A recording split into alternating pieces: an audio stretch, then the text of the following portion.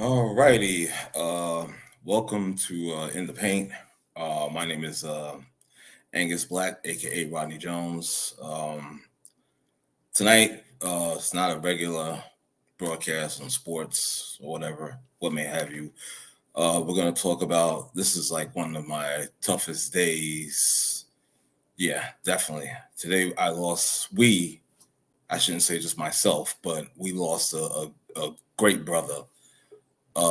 This man, he is responsible for In the Paint. Um, my brother, MAC611, aka Marque Cunningham. What a guy, and tonight this is all about him, and we're gonna just pay homage to the brother and share testimonials, share stories of our times with him. Of course, he'll be full, so sorely missed. Y'all gotta bear with me tonight because this is really tough for me. I'm trying to hold it together as best I can. So with that being said, I'm gonna add so many people in and share their stories and just showing the outpouring of love for our brother and his family and his oh so many friends that he had here, not just on In the Paint, but just in general. So with that being said, let me bring one of my first people, a guy when I first did In the Paint. He was a member of In the Paint. He was part of the broadcast team. My man Cyclonus. Yo, what's up? What's going on, man? How you feeling, man? That's a stupid question. Horrible. But yeah, that's a pretty stupid question. Sorry about that. But Nah, no yeah, problem, no man. problem. Bro, what can I Yeah, say? man. I miss dude, man. I was minding my business earlier today. Our brother, Holla hit me up with this news about 10:15, something like that, and I couldn't believe it was MAC611 because I was like, Mark who? And he said Mac. I was like, what? And I just lost it, from there. You know what I mean? And it was yeah, man. So well, what's some of your thoughts, obviously, bro? What's going on in your mind? Man, people gotta be safe out there, man. That's my road dog since the 70s. Mm-hmm. It's horrible, man. I know. His little cousin is here too, and she want to say a little something. Hey guys. Okay. Hey. Yeah, it's rough, but we're just trying to get through it. Mark was an awesome person. That's my Yes, he cousin, was. I got Yes. so many memories of the dude, but Mm-hmm. it is what it is. You know. Yeah, it's very difficult. I'm sorry to interrupt you. It's very difficult No, it's okay. to just kind of just like get a grasp on this because he meant so much. You know what I'm saying? Yeah, he to meant us so all. much to a lot of people. A lot of people Really. have their good memories of him, and Mm-hmm. nothing but blessings and all that. For sure. Well, with that being said, I'm gonna bring some more people in, as you can see. Joined by so many people. We got my man Jacob. Jacob, how you? Well, I'm not gonna say how you do. It's a force of habit being here on the paint. But Jacob, it's good to have you on. Thank you. Also got my man Dom Hollop Wiener. Good evening, sir. How are you? Well, again, I just did it. Force of habit. So Forgive good, me, brother. David. So good. David, and of course, Shamika is on with us as well. I'm gonna share a lot of people hitting me up right now in this chat room. I'm gonna put their comments, their commentary up. And for some of you, it says Facebook users. So I don't really know who you are, so just put your name out there, and I'll be sure to shout you out. Like I said earlier in this broadcast, this tribute, it's gonna be hard for me because I've been crying for most of the day today. You know what I'm saying? And because this really hit me hard. This is like my brother, man, and just how he got me introduced to In the Paint was hilarious as hell. Because we worked at the same job, and I used to pass by him. He's passed by me. What's up, brother? That type of stuff. And I guess he liked my voice, and the fact that I love sports and whatnot. He was like, you know what? I'm gonna talk to this brother, and I'm gonna put him on In the Paint with me. And ever since then, man, it's been that way. And knowing Mark, he introduced me to so many people, such as Brother Hollow, our brother that we lost, you know, a while ago, our brother Dev, the whole Take Notes family, you know what I'm saying? Our girl, our Queen Shamika, you know, everybody. You understand what I'm saying? And it's hard, man. Yeah, It's hard. I don't mean to interrupt, but just like it's funny how me work at the same company, and he introduced me to you, and Right.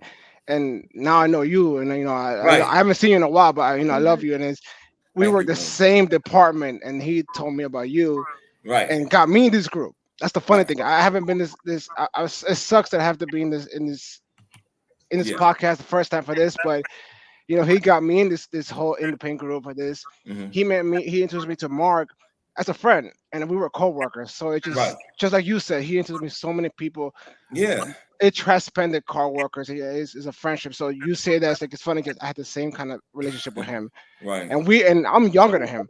Right. And we saw, and there's so much thing that he saw in me that I don't even know how to say it, because he saw in me so many things, and as a friend, and I appreciate so many things. It's just hard for me to even grasp the fact I can't even call him right now. So I get it. But I'm grateful that I got to see him, and I got grateful to bring so many people to my life like you and other like Mark and everybody else, and even in just social media that. So I'm just grateful because he's yeah. So I'm sorry. I know it's difficult, you know what I'm saying? And I really truly honestly want to thank each one of you for being here tonight. You understand what I'm saying? I really appreciate that. I'm sure his mother, God bless her, you know, may she have the strength to carry on, because no parent should bury their child, period. You understand? So my heart goes out to her full force. You know what I'm saying? And I'm just like I said, I'm just really like mad emotional, man. You know what I'm saying? I'm not gonna hide that. You know what I'm saying? Because this is my brother. I loved him, man. You know what I'm saying? If I could say something, Yes. it's kind of cliche. There's one thing I learned from this. It's kind of cliche to say, appreciate what you have. And the reason I say that is because Mark came to see me. Mm-hmm. I'm in Philadelphia right now. I met him in New York, and I'm in Philadelphia. Mm-hmm. He came to Ben Salem. He even know how far that is from me. It was like right there. He met me, hey, I'm in Ben Salem. He came to see me. I almost canceled that meeting because I had a lot of thing going on. I almost canceled it. Right. But I said, you know what? He made an effort. I'm gonna go see him. And it was a great day. It was a great. Right. I met him and Mark, the other Mark. Yes. It was a great day. And Indeed. he met my wife. I met him to my house, and it was a great day. Right. We went to brunch and everything. I never knew that was gonna be the last time I saw him. Wow. So that's my point. Like, you never know. And you never know. And it's just killing me right now that I did not know that was gonna be the last time I saw him. Right. So it's people say that you never know, and it's killing me right now because that was the last time I saw him, and I did not think that.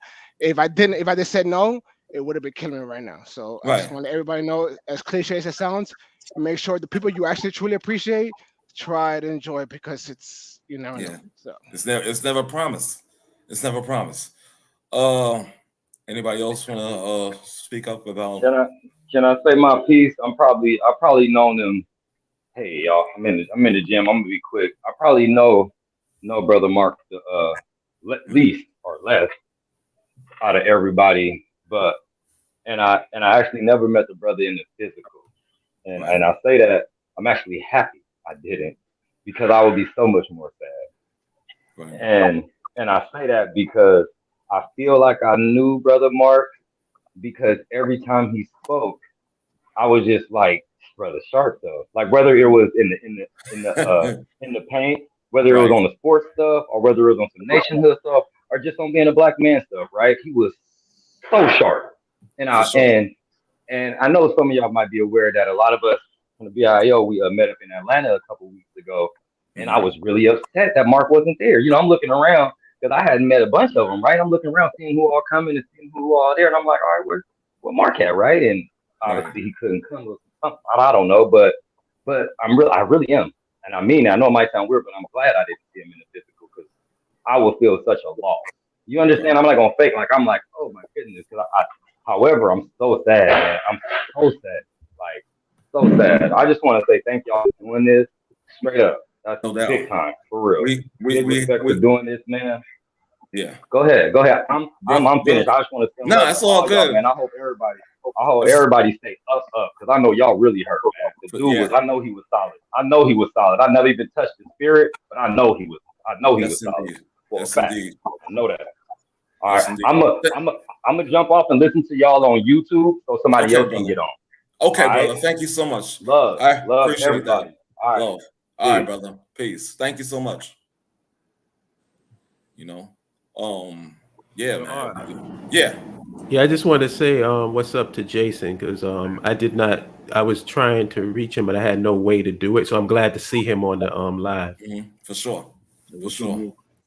Yeah, what's up? You know. Yeah, man. Been a while. Yeah, man. You got to Yeah. hit me up, like give me your math after this, so I can keep in contact with you. For sure. Oh, For no sure. problem. No You know. problem. All right. Yeah. You know. Yeah. But man, brother, I think that was brother Emoji. Yeah, he was speaking the truth, man. And just like Jacob said, man, you have to, when you're around somebody that's special and close to your heart, you have to fully embrace them. You know what I'm saying? And just enjoy every moment you can with them. Because again, life is not guaranteed. You know what I'm saying? There's no, oh, okay, I'm gonna do this next week. We don't know. I hope so, but we truly don't know. You understand? Right. And this is an example right here. You understand? My brother's 53 years old when he passed. I'm 58. I'm 5 years older than Mark. You know what I'm saying? And I love that dude, man. I joked, you know, we all joked around with him. You know, and that's the one thing, he could laugh at himself. That's one Mm-hmm. thing I loved about him. You know what I'm saying? You could make fun of him, and he could come back with his shots, but he always took it. You know what I'm saying? And he never got offended by that. Matter of fact, I rarely see him get angry. You know what I mean? And dealing with him, I would rarely see him get angry like that. But again, he was a class gentleman, and it, like I said, it breaks my heart, man. You know what I'm saying? Because I know that now I'm just like, you know, I won't receive my text about, are we doing a show tonight, or that type of thing. It just how you doing, brother? What that breaks my heart. You know what I'm saying? So Rodney, if I could jump in. go right ahead, Good brother. evening, everybody. Peace, David. When I got the news this morning, we have a group text, and Rodney hit up the group. And I happened to be home today because I had some things I had to take care of, and I'm thankful that I was, because I work in a school, and I just would have lost it right there. So Right. I read it, and I have to tell you, during the course of the day, I went back and read that text over and over because I kept thinking, no, this is not real. Right. So I had to revisit it just to, remind myself, no, this is real. I met Mark through the group. Rodney and I go back to childhood. Yes. And we were reconnected a few years ago through a mutual friend, Dev, that Rodney mentioned earlier, who passed away. What was it, about 4 years ago now? It was actually around this time 4 years ago. So the same kind of effect. And I came into the group and I met the good brothers, Mark, of course, and Hollop and several of the others, and just got involved with this in the paint. And even though we didn't see each other often, we were in constant contact with each other. And Mark, like Rodney said, he could take a joke, and we were hard on him sometimes. and some things through, things that he did, or Right. and sometimes it was just we were just messing with him, but it was all love. And what I felt through Mark and this group, it was just a brotherhood. And I'm broken. I called Rodney this morning, and I reached out to Hollop as well, because you guys were that was your brother 100%, and I wanted to make sure that even in my own hurt and pain that you guys were good. Right. And so just the outpouring of love that was expressed today throughout, Yeah. the group in the paint and so forth. It's just a testament to our brother Mac. Yeah. And I said on the page, and then I'll let somebody else speak. He always had a saying whenever a team would lose, he'd say bye, whichever team it was. And Right. I'm not Right. going to say bye, Mac. As I said in the group, I'll say till we meet again. Indeed. I love the brother, and I'm just still in shock. But thank you for everybody with the kind words, and Exactly. we got to support each other. For sure. Thank For you, sure. David. Please. Yeah. I'm gonna chime in real quick. Okay, bro. I like I said in your little group thing today, I don't even know how I met y'all. Right. It was like 6 years ago or something crazy, and all the fun times we had, and you really touched a nerve with me, R, when you talked about his family and losing a child, because there's two of y'all that are on this line, 3 now that I see the bishop, that have walked off the ledge only a year ago. Right. It's not a good thing for any parent that are.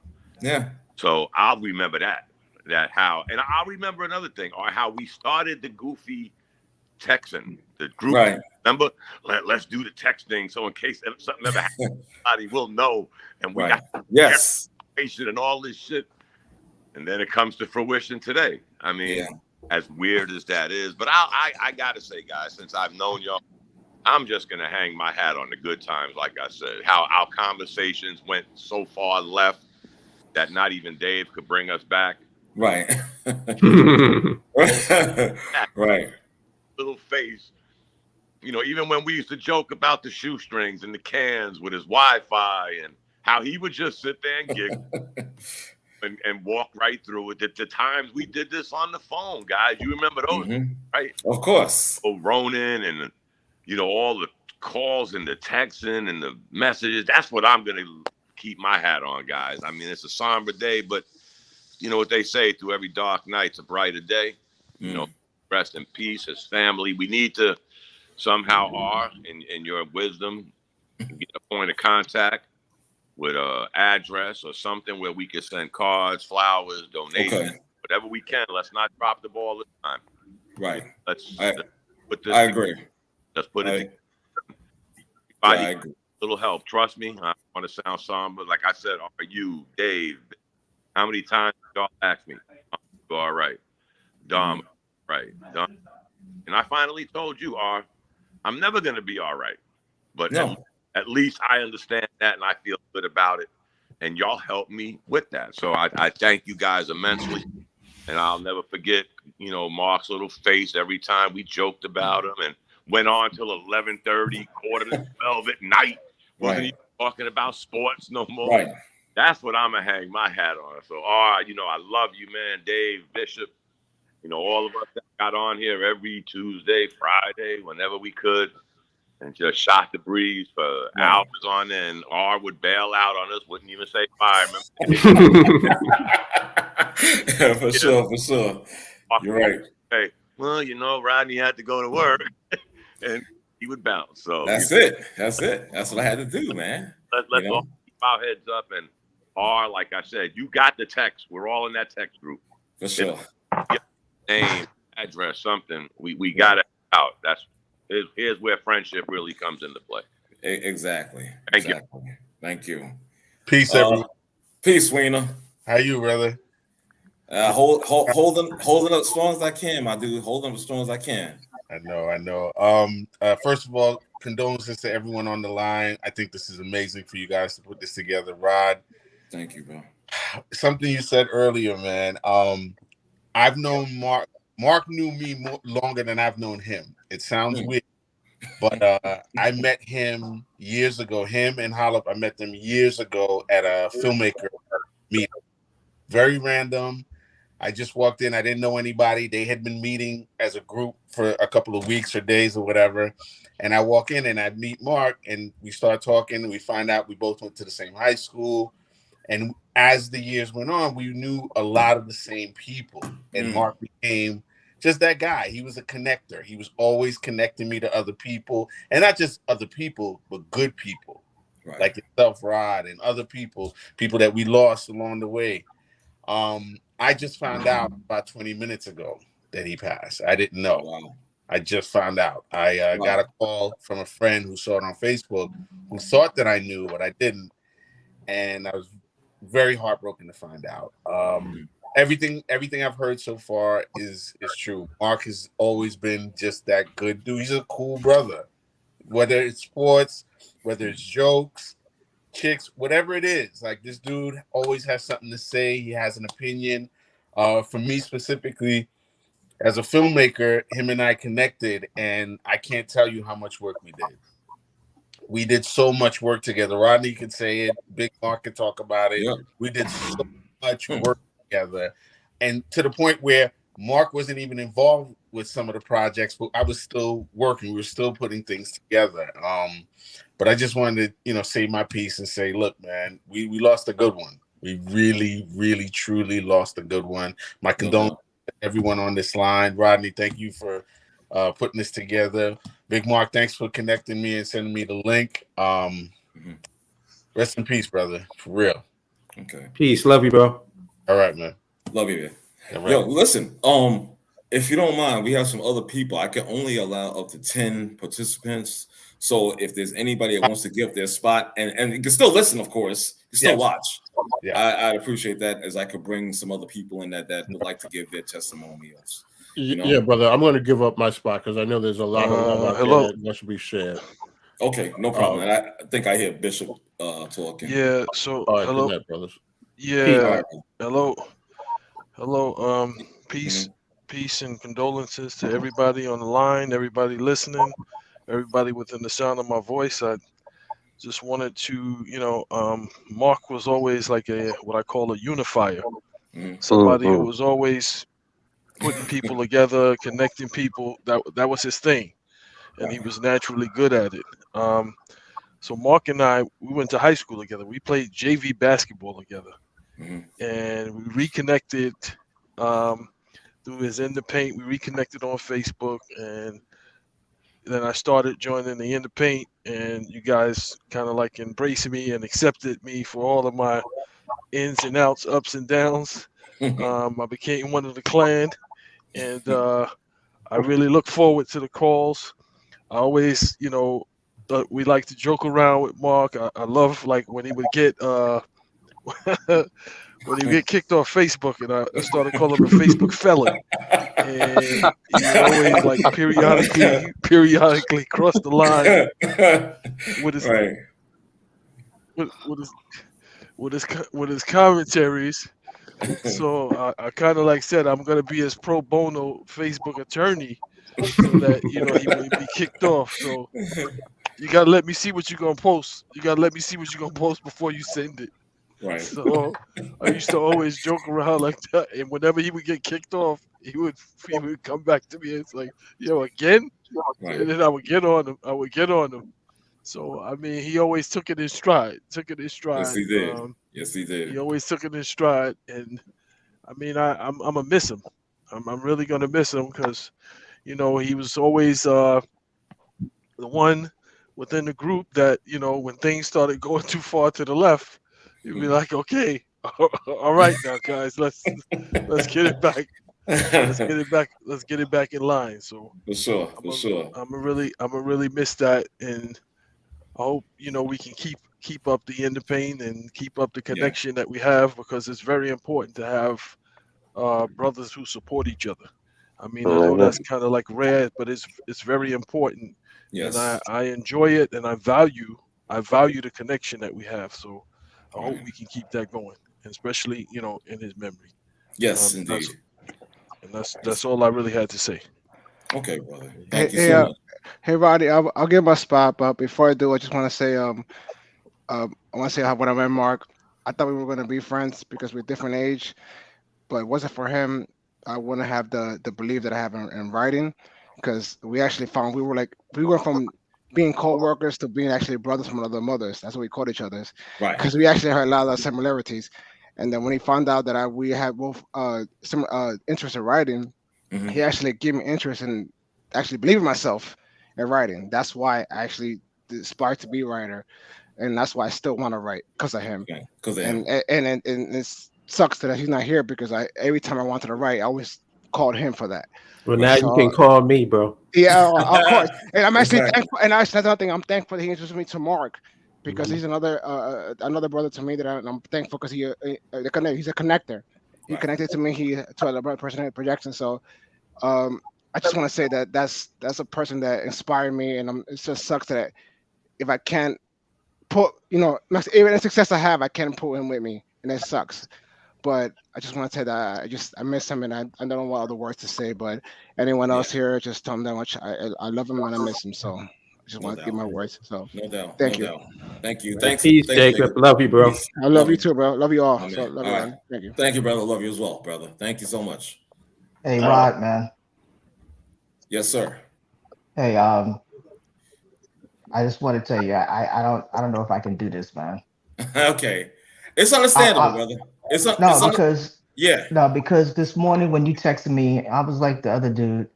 I thought Yeah. it was a joke myself, Right. You did. Yeah.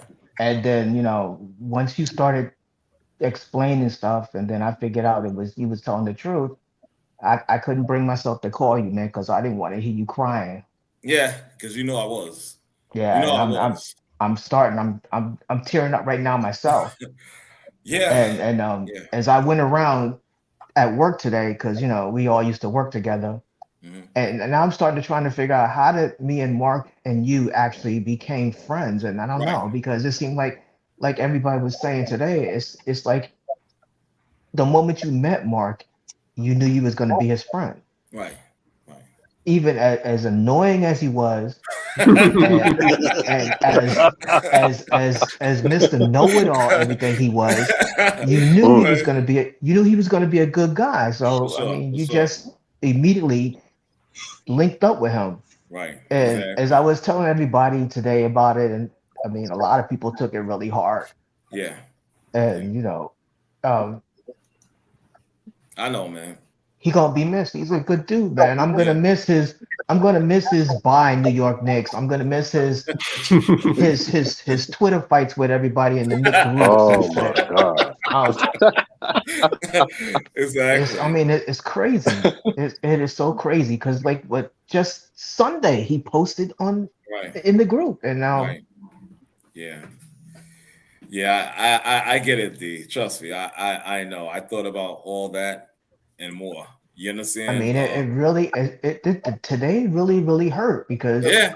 I mean I even told people that I know he didn't like, and they Right. took it hard. They was Yeah. taking it hard. Yeah. Yeah. And I even I mean, just like I said earlier, just keep me in the loop and let me know when everything is gonna happen, his services and everything. for sure. And please express my deepest sympathies to his family. For sure. We'll definitely do. We'll Even definitely do. Laverne was taken aback when I told her. Right. Right. And This she's is always shaking her head when he making posts. right. So yeah, so You know? I'm like everybody else. I appreciate this. I mean, Yeah. it's good to have people get their love when they need it and For when they sure. deserve it. For sure. And it's not like, and he was getting it. He was always getting it. They say give me your flowers when I'm alive. He was getting his flowers when he was alive. Yeah. Mm. I like that. Exactly. Well Now said. he's just getting a forest now. I mean, Mm. Yeah. it's gonna be hard. I'm gonna miss him when he pops up at the job every once in a while, so we can crack up. Right. Right. I'm just sort of saying to myself, I hope Rodney don't tell that story about his movie. We're gonna leave that movie alone. Thank you. Yeah, that's the only thing that had me smiling today about this. Yeah. But So we're gonna leave that movie alone. Y'all are crazy. He's hilarious. he's gonna be truly missed, For and sure. For sure. I don't know if I could bring I'm gonna try to get on stay on the group and keep up with everybody and see how they, I hope follow, so. keep everything going. I hope so. I hope so. Just somebody gotta keep calling somebody Dude Burgers every once in a while, just so we know his spirit is there. Exactly. Exactly. You know. It was All just right. a rough day. A rough day. Yeah, that it is. I'm not gonna lie, that it really was a rough day. We got some other people that I added that haven't had a chance to speak up yet. So at this time, and I see you, Dawood, but I'm bringing you in as soon as somebody gives up their spot. Okay. Yeah, I'm gonna give up my spot then, Okay, brother. All right, I'm because gonna I bring. just got off of work anyway. Yeah, well, Peace, true. peace, Dwayne. All right, Peace. peace, everybody. All right. Uh, All right, D. brother. All right. Let me see if I can add my brother Dawood is here. Thank you for If joining I can us. get a couple of words in there while you're doing that. I met you guys all around the same time, and by you guys, you know who I'm talking about because we've all met in person. Right. Oh, what's up, Eric? I didn't even know that was you. Wow. Yeah, I was just sliding under the radar there. Yeah. Right. Peace to Eric. Eric is a good dude. Exactly. Eric Colazo? I appreciate that. Yes, indeed. Yes. That guy. Yeah, that guy. His reputation precedes him. Exactly. Mark is. I'm more of an asshole than Mark was. He was a nice guy, and that's what I loved about him. And you guys who know me know that, I have a tendency to rip off people sometimes because, entertainment purposes. And one thing I loved about Mark was that not only could he take it, but he was quick to retort. Yes. He was sharp. Yes. And I used to mess with him all the time. And he had no problem throwing it right back at me just as hard. And I love that about him. It's like I respected him for that. I was like, okay. Right. You're not going to get all personal about it and everything. He's going to be stand up. He's going to be a grown man, and he was, and I loved it. But I think the thing that used to entertain me the most about Mark was that he had a predictability about him that made him infinitely entertaining. I knew when I talked to Mark, there was only 3 topics ever. It was sports, his job, or the police. There you go. Wow. Yeah. No, they pretty much nailed it. Yeah, and a few times just to mess with him, I tried to get him off topic onto something. And I remember once when we were shooting one of the episodes for that we were working on, and we were on a break, and we're sitting there bullshitting back and forth, and he starts talking to me about one of those 3 topics. I said, Mark, let me stop you right there. I said, I want you to have a 5-minute conversation with me, and you can't talk about your job, the police, or sports. And he just gave me this look. And I could tell in that look, he was like, what the hell is wrong with you, man? He wouldn't say it because he was a nice guy, but I could tell he wanted to slap me right there on the spot. And I just started cracking up. I was like, man, I'm just messing with you, man. You talk about whatever the hell you want. But Mark was a great guy. I really like Mark. And I prefer to think about what he brought to my life rather than what I lost because he's gone. And it makes it a little bit easier to think about. But he was my friend. Yeah. Wow. I tell you, I be honest with you guys. I love the fact that we all getting together on this platform. You know what I'm saying, and just sharing, so many wonderful stories, wonderful memories of our dude. And again, I'm gonna miss him just like each and every one of you are gonna miss him. You know what I'm saying? There's no question about it. I when I think back at so many stories, funny stories, I'm gonna miss the fact that he has to keep giving me money because whenever he would bet me on some sporting event, 9 times out of 10 he would lose. So it's just those type of interactions. Because every time I'm like, Mark, you sure you want to bet me? Every time you keep losing to me, I don't want to take any more of your money. I'm just saying, And that's not a good look coming from a guy who's supposed to be an expert in sports, You think What? Exactly. But I'm telling you, I just miss those type of interactions, and I'm gonna miss it.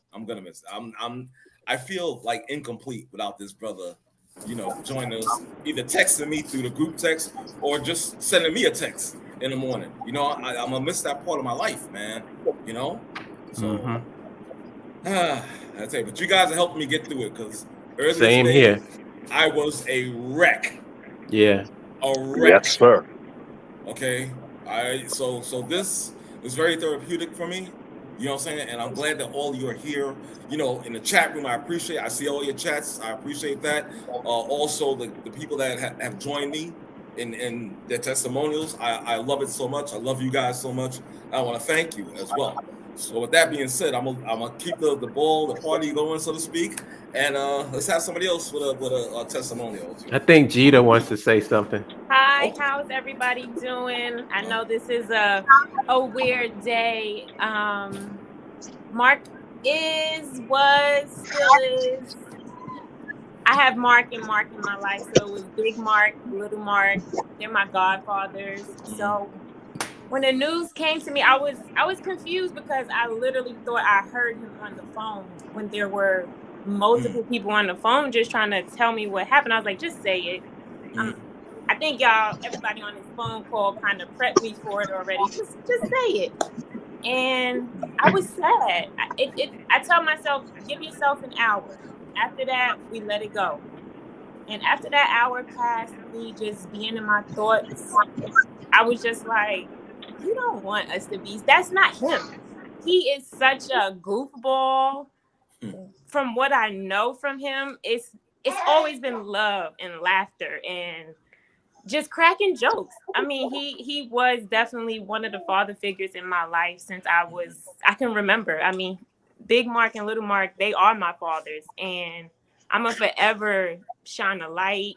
He never got the opportunity to meet my son, so man, I just thought about that too. Speak that and just let him know and just share pictures. I'm so happy to see everybody on here just showing so much love to him.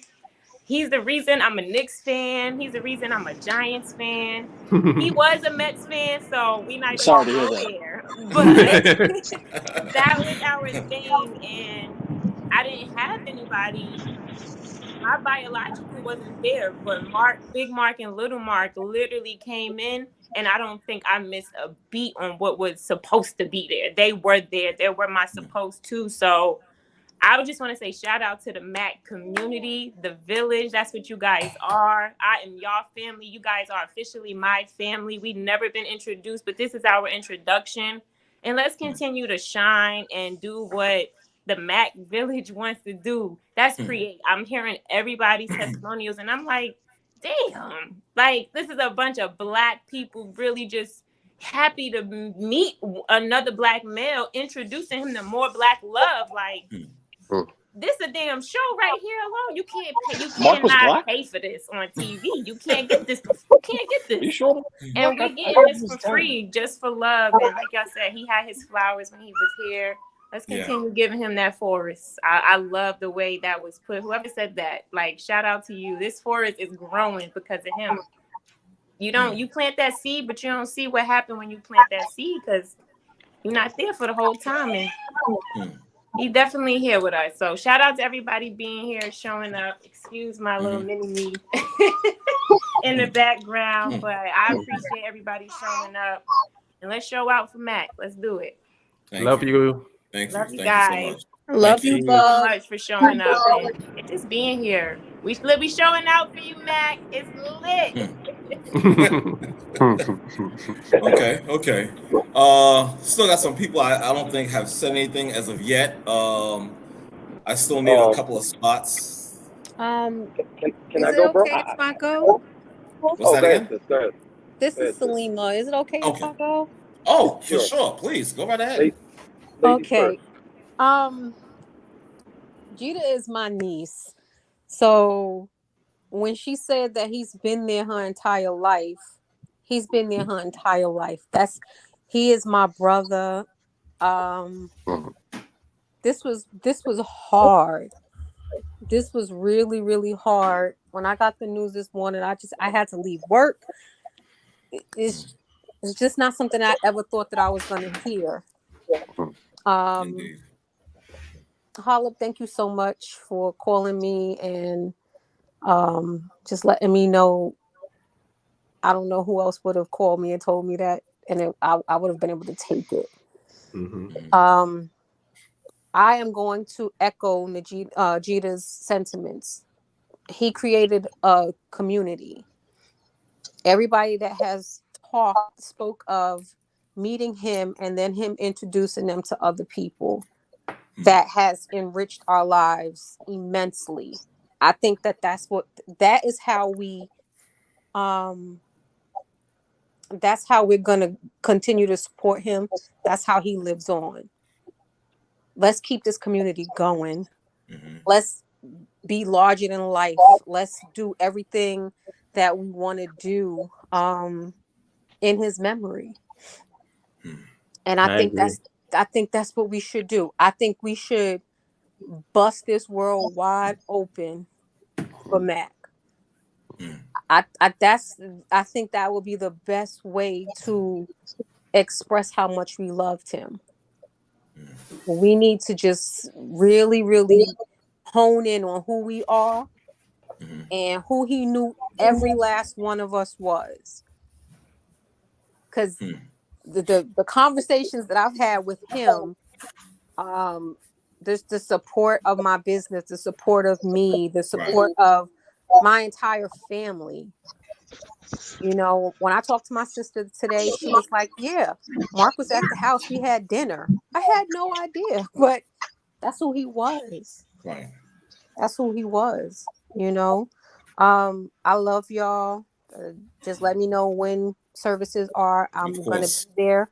Of course. And whoever I haven't met, I'm going to be so excited to meet you all. Let's show all the way out for Mac. Right. All right. One of the things that we should do is everybody who's in here should hit that subscribe button. Absolutely. Yes. To his YouTube channel. Yes, yes, please. Everybody. For sure. Yes, indeed. And also, I have if I need 3 spots, if you don't mind. You want me to bounce? Who? Holla? No, don't bounce. Oh no, I'm gonna listen, but you know, I can free up the spot. Let me give up my spot. I'll give up my spot. Nah, bro, you gotta say I talk too much as it is anyway. Peace, Eric. All right. I holler at you. Yo. All right. So can I go? Yes, sir. Yeah. What's up, everybody? This is Daoud. Some of you know me as Minister Daoud. Some of you know me as Brother Daoud.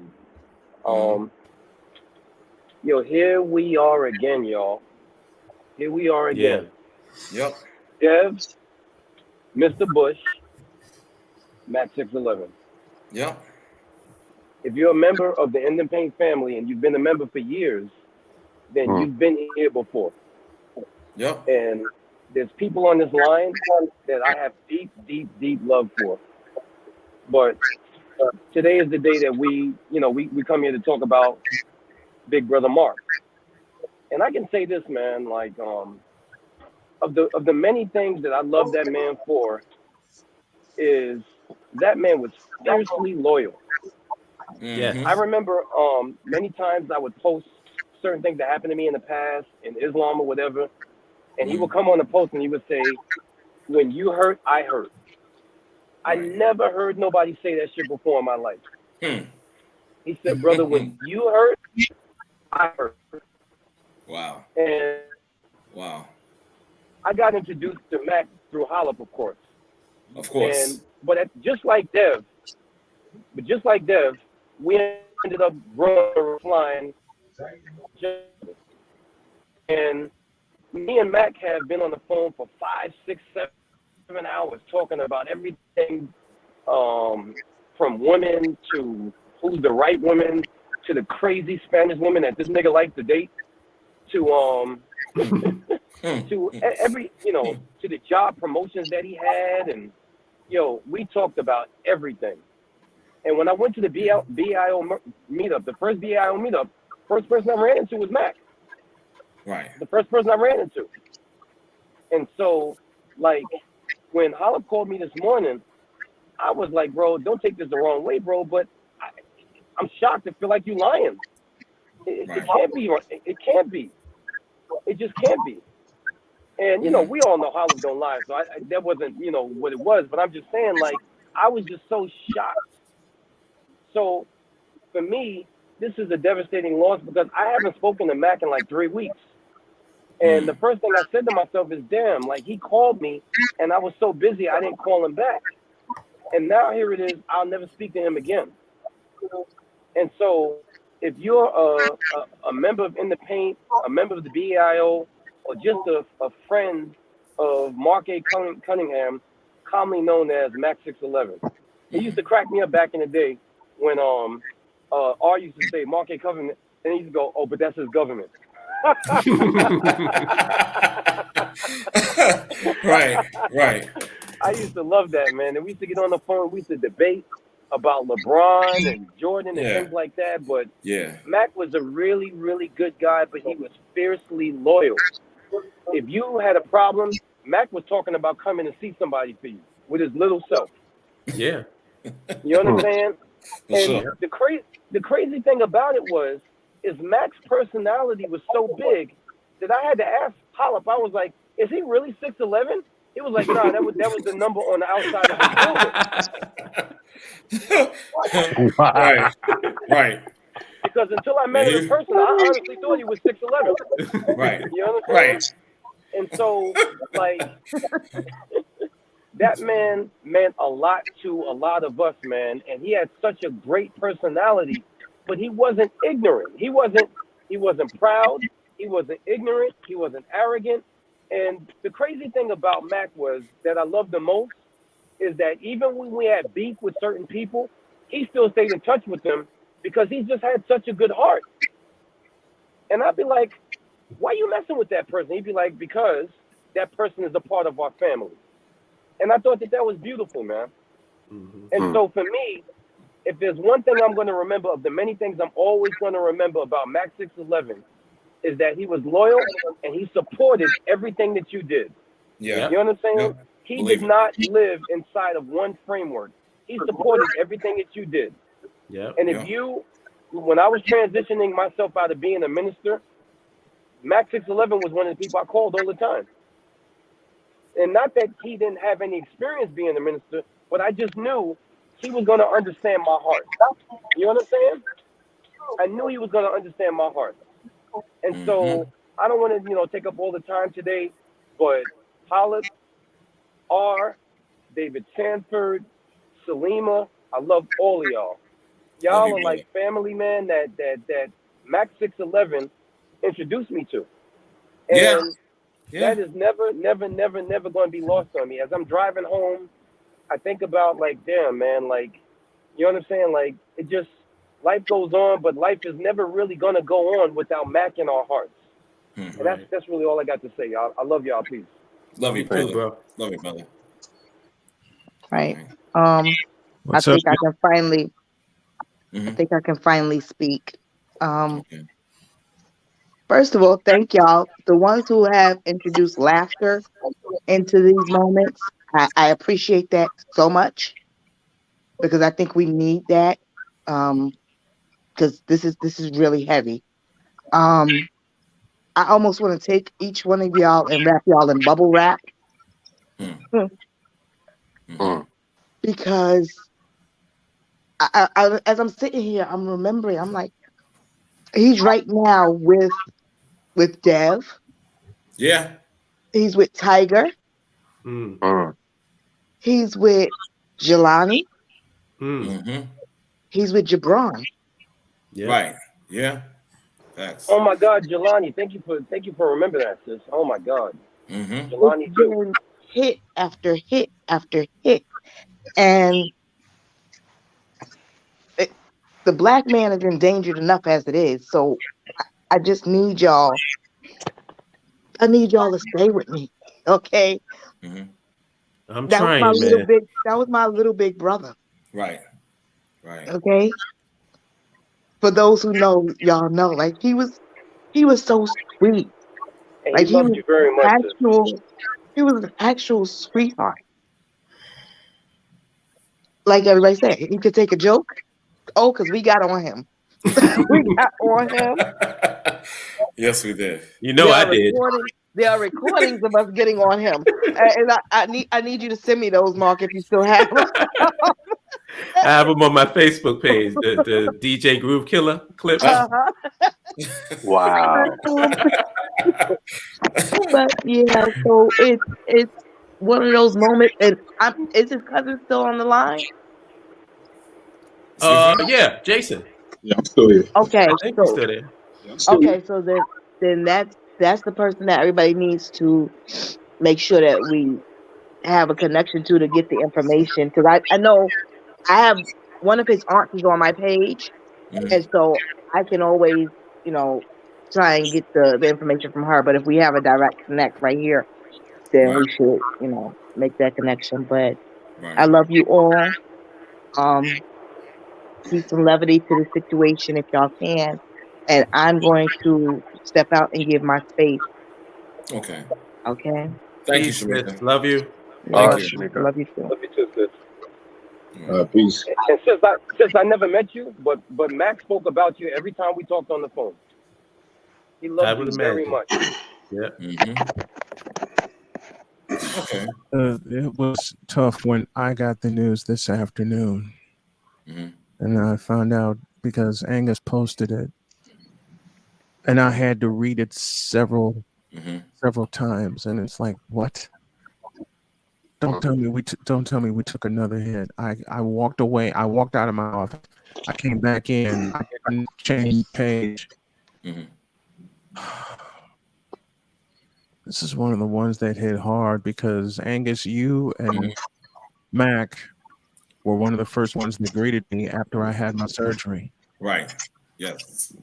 Y'all one of the first ones to greet me after I had my surgery, and Max said, "Is the wife okay? Are your children okay?" And Angus, you asked the same question. Right. And I said, yes.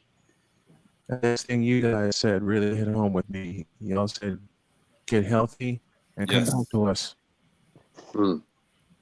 As much as I tease y'all about the teams that you love, as soon as you said, as soon as they said, get healthy and come back to us, that hit. Yeah. That hit. I would come on here every chance I would get. And y'all know my schedule's crazy, and it's gotten crazier getting this fall because I took a play-by-play schedule back on again. But I would always keep up with Mac and the group they're in. Anyone from the group would just message me, "Hey, Snowman, you doing okay?" And there were days I wasn't doing okay. There were days I landed back in the hospital because I wasn't completely out of the hospital. Angus, especially as you know, because you followed the journey with me. I wasn't completely out of the hospital until Memorial Day because I had to do three more. I did 3 more visits, 2 in Indy and 1 in Columbus. And after that last one, Mac and Angus were the ones celebrating with me, along with my wife and my children, my family, and they were so. I'm sorry. It's all right, bro. Y'all were just so happy when I had that final visit. Thank the Lord I haven't been back, save a colonoscopy visit. Right. And that came back clean. But this community was some of my biggest cheerleaders, and I appreciate all of y'all for that. I appreciate all of you guys. No doubt. No doubt, brother. Funny moment. Mac asked me before I went in for surgery. He said, "What are you going in for surgery for?" I said, "Well, me and Cancer had a fight, and I'm about to win it." And he said, "Well, before you do that, tell me who's going to win the national championship, Kansas or North Carolina?" And Angus, you followed it up with that same question the day I went in, and I came out and I couldn't answer because I was just so incapacitated at the time. Right. I just remember coming out. I saw Jody, I saw Sonia, my daughter, I saw my in-laws, and my brain said, "We're okay. We can go back to sleep." But when you and Mac told me, "Rest well and come back to us," and Jody told me the same thing when I was in ICU, it's like, I don't have a choice but to come back. I wasn't going to lose that fight, and I'm not going to lose the fight. Exactly. And I salute everyone here, including the mad scientist himself. Mm-hmm. We go way back. Man, Nick and Way I back. Nick and I had some legendary debates on the air. I'm sure. Exactly. I've heard. I wouldn't call them legendary. I would call them apocalyptic. I would call them Wow. not only listen, Nick is one of the few guys that would catch me on the road. And he would one of the funniest calls. I was on the road to Chicago to do a game. And Nick, you remember this. This was 2015. Oh, jeez. I'm away in Chicago to do a game at Marist High School. And I don't know what I said to piss him off. I think it was about one of his teams or something. But I just remember Nick calling me in a huff. And he goes, Snowman, I have to yell at you. Well, don't yell too loud. I'm going to have a headset on in a couple of hours. How the hell can you say what you said on the air? Pretty easy, because I have a microphone in front of me and I'm allowed to say it. And as soon as I responded with that, Nick fell out laughing. But yeah, the way you guys in this community, Mac especially, for sure. Mac especially, with the support for what I'm doing, the advice, and I met Mac and Angus at the same time, same day. Same day. Yep. And they both said the same thing. You need to come in the paint group, and you need to do it now. That day I did. Hey, that day I did. Yeah. That day I did. Yeah, that's Mark. Exactly. Mark said it first. He said, you need to come into the group now. Right. Don't wait. I don't care if and I remember the follow-up, you, Angus, especially, when you backed it up and said, look, I don't care if you have a game today. I don't care if you go out somewhere to do a game. You need to come into this group and you need to do it now. It was 2 years ago. And I was living in North Carolina at the time. Like that was 2 years ago. He said, you need to come into this group now. I don't care what the hell you're doing. So I did. I pushed the button and I did, and I'm glad I did. That's it. Exactly. I'm so glad I did. Sir, I want to thank you for your testimonial. Seriously. You know what I mean? And I think I see brother Nick got his Nick hands up. Nick is as bald as me now. What the hell happened with that?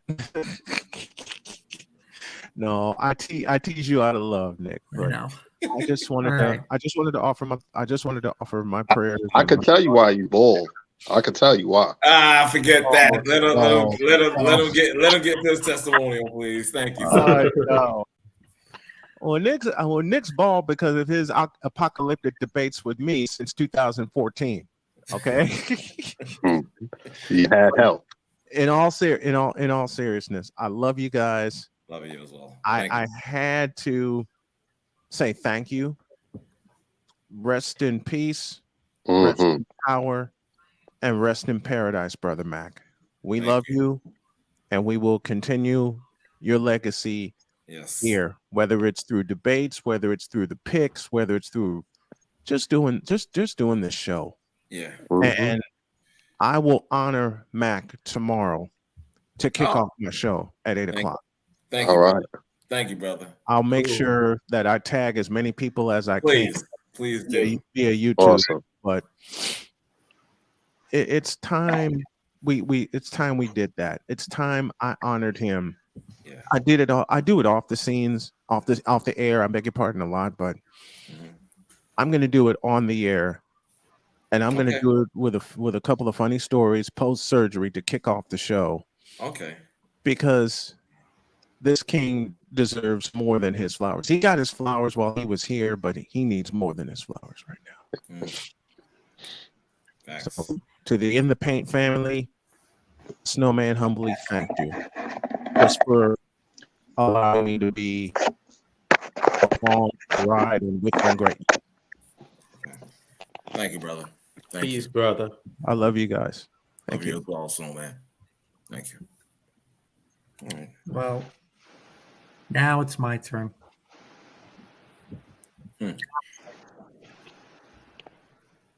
I was trying to steel myself to come on the show today because usually when I'm on the show, I'm very bombastic. I shoot from the hip. I've had arguments with pretty much everybody under this show about every single sport. But today it's different. Today I come on the show a humble man because I lost a friend. I lost a colleague and I lost a peer. Not many people know the story, but back in 2018, when I first started talking to Mark, I was in a dark place. I pretty much quit podcasting altogether and everything like that. And Mark and then Angus, said, maybe it's time for you to come back bit by bit, try to get back to the grind and everything like that. And they gave me a place here in the paint. And that's when I got to know Dom. I got to know Bishop. I got to know David. I got to know, Reggie, the whole bunch of them. And I always told my wife that when I was coming on this show, that after the show's over, I would have a smile on my face because I know A, I was going to have a good time, and B, everybody would keep me on my toes, and C, I would always have some sort of legendary debate with MAC611. And I hadn't been on in a while because, dealing with stuff with family and work and life and all that stuff. And, but I always pop in on the Facebook group to, talk about my Vikings. Reggie, do not say a word right now. To wail away, on sports in general and stuff. And then this morning I saw, Angus's post, and at first I really thought it was a sick joke. And I hit Angus up on the side. I go, please tell me what you wrote was a joke. And he said, I wish I could, but I can't. For about 20 minutes, I just sat on my couch, staring into nothing. Couldn't say anything, couldn't think of anything.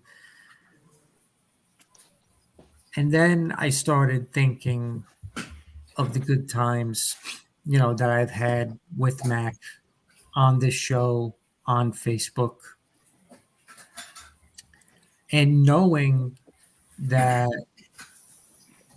he would want us to continue on the road for In the Paint. And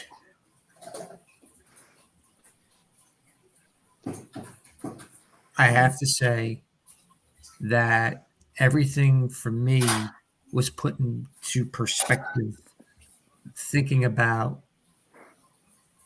what Mac has done, not only for the In the Paint community, but for his community itself. The friendships that he's forged, the family that he has cultivated, everything. I will finish off by saying this. This is one of the hardest speeches that I ever had to make. Because to lose someone so young, so smart, pretty much a perfect gentleman in every stretch of the word, it hurts. It hurts me. It hurts me bad. But I promise you, Mark, from the bottom of my heart, thank you for everything. And I hope that we, as a group, can continue his legacy going Definitely. forward Definitely. for In the Paint Media. Definitely. And I think it's apropos that when Mark would finish a ball game, he would say, "Bye, whatever team it is." This is not bye. Right. This is not farewell. Okay. I will see you on the other side one day, my friend. Yes. Good luck. God bless. Rest in peace. Have a good night. Thank you, brother. Appreciate that. Thank you, Nick. Thanks, Nick. Appreciate it. Okay. Once again. Oh, let me see. Who has not Who's had a cooking over chance? there? I can Somebody go getting next. down in the kitchen? I don't know. I can go next. I'll make it short. I really didn't know Mark as well as the rest of you guys. I wish I had a chance to meet him. He was always a real funny dude. He knew what he was talking about when it came to sports. He could take a joke. He can dish them. It's just, it's just sad. And honestly, it's just not going to be the same without him. But I want to extend my condolences to him and to his extended family. He will be very sorely missed. So, Thank you, sir. Absolutely. Thank you so much. I am actually his sister. I am Jita's mom. He is my brother. He has always been my brother. And if anyone's ever seen any of his posts, you know that Jita was his heart. That was my baby. And I just want to say I love him. I just spoke to him. It's amazing how I just spoke to him, and now I have to like comfort my baby because that has been the man, a man in her life from the time she was a baby, and it's just amazing. I'm happy that he has so many people that has loved him and Ken love him, and he loved my babies as if they were his own. Jita and I don't know if y'all know about Naja, but Naja, my babies. But he has known Jita from the time she was an infant. That's his baby. He doesn't have any children, but Jita is his child. And I just want to just put that out there. And he is a loving man, and I'm just so confused because that's my brother, and I don't know how this even. I don't even know how to process this, to be honest. You're not alone, sister. Right. I just talked to him and he was like, "Yeah, I'm good. I got this, that going on," and now I'm like, "Wait, what?" And now I have to process him and my baby, trying to understand and figure out how he's no longer here for her. But yeah, he was an amazing man. He was an amazing man for my baby, and I just want to put that out there. Thank you so much, everybody that's here for him. Like she said, it was Big Mark and Little Mark. That was her life. Big Mark and Little Mark. Big Mark and Little Mark and Uncle Larry. Yeah.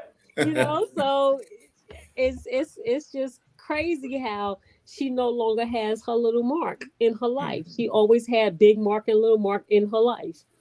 So I'm here and thank you everybody who has spoken and and are here for her and me and everybody else that's in his family. I truly cannot understand or cannot process how I'm going to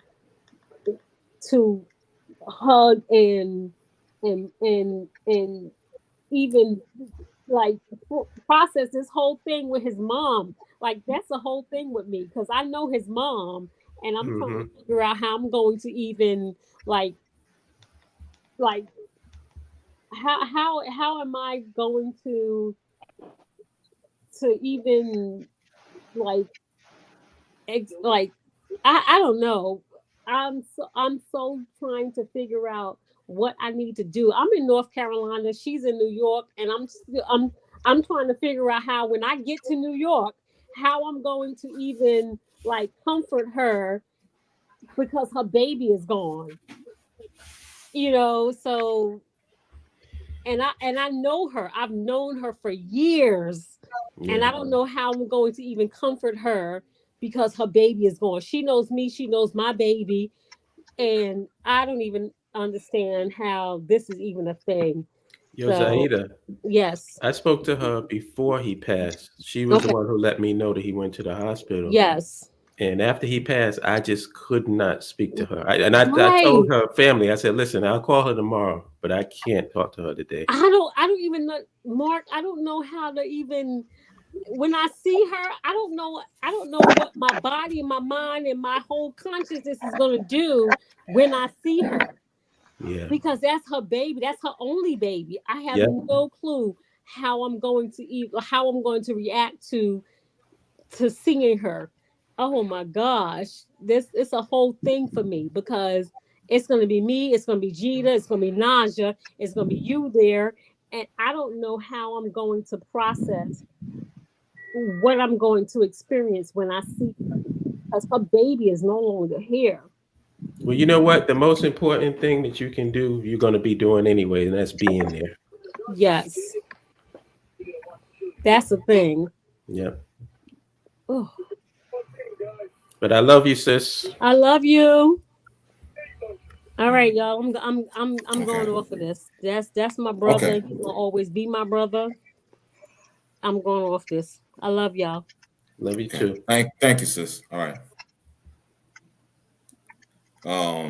Okay. Anybody else that has not spoken? Yo, Let's see. yo, Yeah, Ronan, go ahead, brother. what's up, Reg? What's up, Bishop? What's up, Um, Black? What's good, baby? I talked to Holub last night. I was driving home from work. Usually, I call Holub. I talk to Holub. I'm driving home from work, and before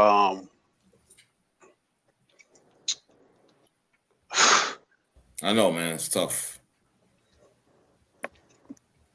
I text Mac Mm-hmm.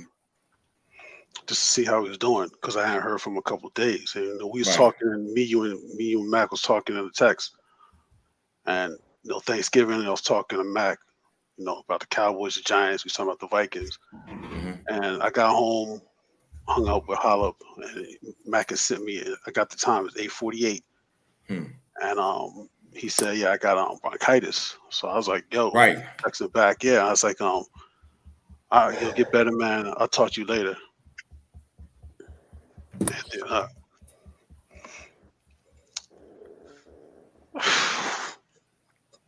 Sorry, man. I know. shit's fucking me up. Yeah. Yeah. I was having breakfast this morning. I was at work. I saw a house number come up my phone, and Mm-hmm. I thought he just might have dialed me by accident. I texted him back like, "Yeah, I saw you call, fam. What's up?" He called me back. I just finished breakfast, and he's like, I want to be the bearer of bad news, man. Mac is Right. gone, and I'm like, nah, man. Mm-hmm. I had to step out the restaurant. I had to, get myself under control, and I called my wife, and shit. Last time I saw Mac was at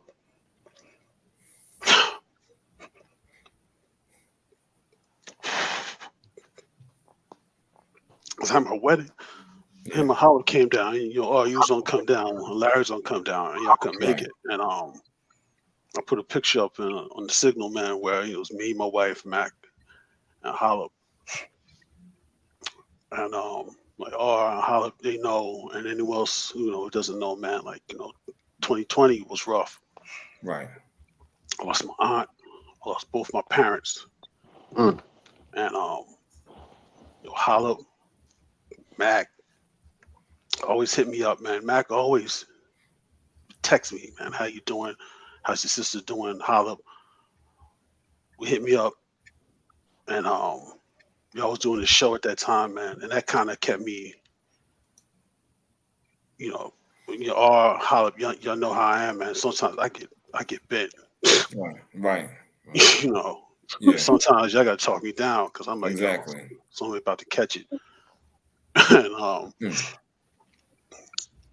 that kept me going. The show, the first time I came on, because I joined the BIL in 2017, man. And I think y'all still on Blog Talk, and that's the first time I got on. We talk with y'all guys, man. We talk about sports. Y'all give me shit about Dallas, well deserved.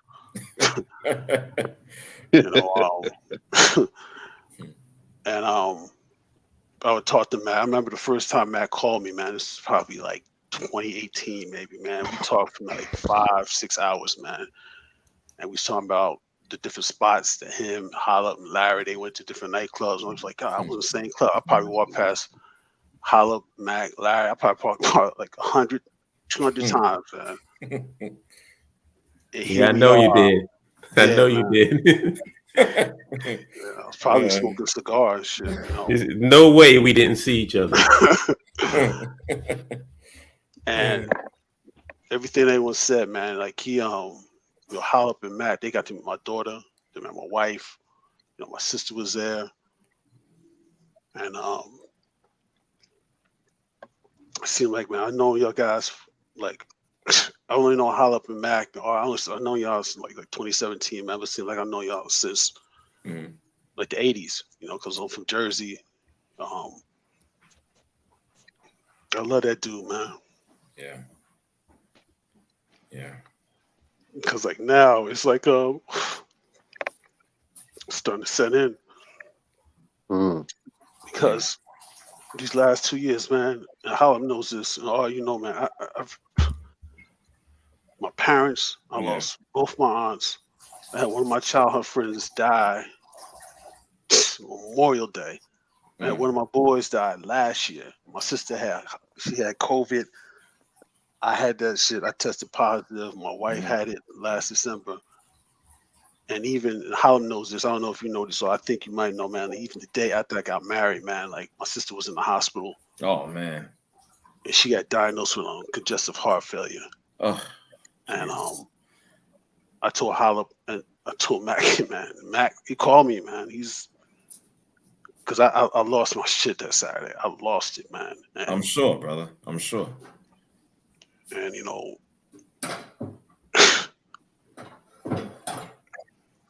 I'm just sitting here chilling. I mean, I remember all the, I'll be most of the time y'all be on here, and I would just be commenting. Bishop be doing this thing, talking about, oh, y'all going too far. The views and the opinions are in the paint. Don't worry, I just sit here cracking up and shit, man. Reds be doing this thing, I'll be cracking up. Don was saying, I remember that, man. I remember me saying, I'll be sitting there like typing. I'm like, damn, what happened to R? R's gone and shit. Right. Yeah, man. The Mac could be on the screen. His shit would just freeze. Exactly. Oh, and Ronan can tell you, nobody gets on him more than me. Yeah.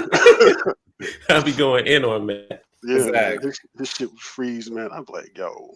And I would talk to Mac. I'm like, yo, man, you gotta do something about that connection, man. Get out of Dunkin' Donuts and get a freaking exactly. I'm like, yo, internet man, connection, man. What the hell are you doing?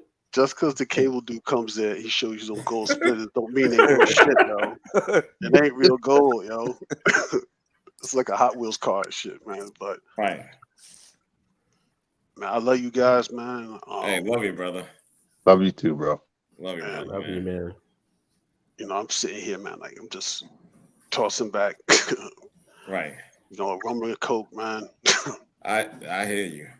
I hear you, man. I'm just it's crazy, man. I was talking on Sunday, man. I was talking to Mac on freaking Thanksgiving, man. I'm sitting here losing my shit. Let the Cowboys drag me into that bullshit. I'm like, this fucking team.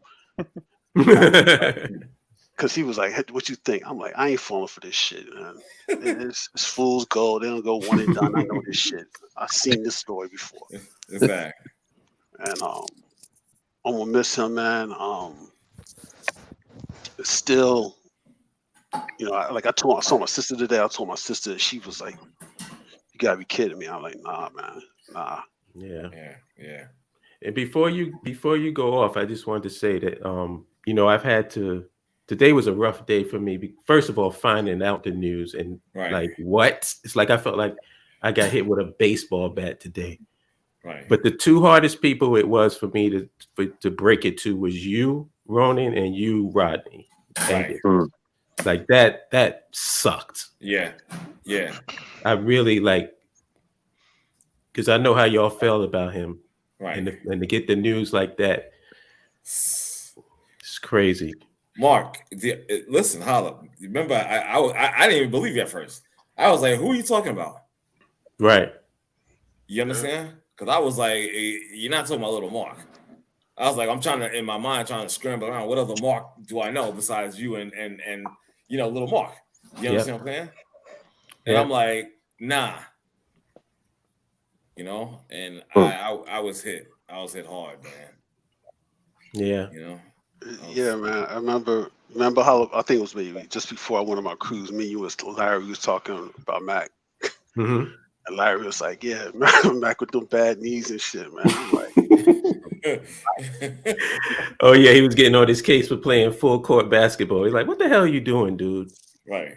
Yeah, I would talk to Mac, and sometimes we talking. He was like, "Yo," he's like, "Ronnie, you ever miss getting out there playing football?" I'm like, hell no, yo. Football ain't gave me shit. It gave me nothing but concussions, right? Shoulder separations and bad bus rides and shit. And playing on shitty fields. Hell no, yo. Nah. I'm like, yo, I do all my football playing on a PlayStation 4. Yo. There you go. That's it. No cold weather, no shitty bus rides. There you go. No car pulling like, oh, we don't get together about this game. Like, you ain't riding in my car, motherfucker. Oh man. But man, that cat, man, yeah, that was my dog, man. I mean, I remember the first time, man. I remember how the first time we met, man. Well, I met you up in Harlem, but we was at Burgers and Lobster and shit. Yeah. I was just telling you stories, man. You know, it was me. I think it was me, you, Larry. I think Carl was there. Mm-hmm. And even when we did earlier this year. Yeah, I think that was when you first met. Wait, did you meet him before you met Rodney? Yeah. Okay. I was there the first time. R made his special appearance the second time. Then went on some epic rant. Excuse me, about to get us kicked up out that piece. Can I about to come down on this? Can I just say that I am so happy that y'all two met. Yes. I've been wanting y'all two to meet for the longest. I said y'all guys is like brothers and you don't even know it. Yeah, man. Like for people don't know it, y'all out there, man. R, I thought I was bad, yo. Wow. That's saying a lot. It's like some Marvel comic shit. Like you see your darker reflection. I'm like, oh shit. like Adam Warlock in the Megas. She's like, oh, that's all. I'm like, God damn. I'm like 10. He operating on like God level. I'm like, he had that rant. We was at Burgers. I'm like, yo, the cancel police. I'm thinking like, God damn, the cancel police gonna come out, yo. Yeah. Gonna drag R up out of here in a straitjacket and shit. Hey man, I had to cut loose. Man. I had to cut loose. Can't help myself. Almost made me choke on my macaroni and lobster. I was like, oh shit, yo. Oh and boy. That was the first time I met David too, man. Yeah. I got mad love for David, man. Exactly. I got, because like I said, man, when y'all was doing this during the pandemic, and my mom was going through the stroke, and then she had COVID, she passed. This shit was a lifeline for me, man. I feel you. You know. Yeah, we definitely love you, bro. Exactly. There's no question about that. You know. Mac was down too. You ain't lying about that. Like the minister wasn't lying about that shit. Like you know, y'all know, like the dude I used to work with, man. I'd be like, yo. Oh. Yeah. And Mac was like, you know what you got to do. You're out there on those roads, man. You know, he might just, bump him down the stairs or some shit like that. I'm like, yeah, that sounds like a good ass plan. You know. I told Ronan, do not speak to Rodney. You know what? Hold on. I take offense to that. I'm the one that actually, for your own good, don't do it. I talked Brother Ronan down from the ledge. Oh, okay? whoa! That's what? true. That's true. That's What? true. Really? What? Yeah. What? Yeah. I He can't was the believe voice that. of reason. Oh my Yeah, I God! can't believe that. I don't believe that. Check I it don't out. believe that. Look at I hear I don't Bishop. I believe hear. that. Check I it don't out, believe. Bishop. I don't believe Wait a that. minute. It's like, I'm trying to picture this. Him All right. talking Ronan down. That is classic right there. I'm trying to tell you. Like, I It's talked the your truth. brother down.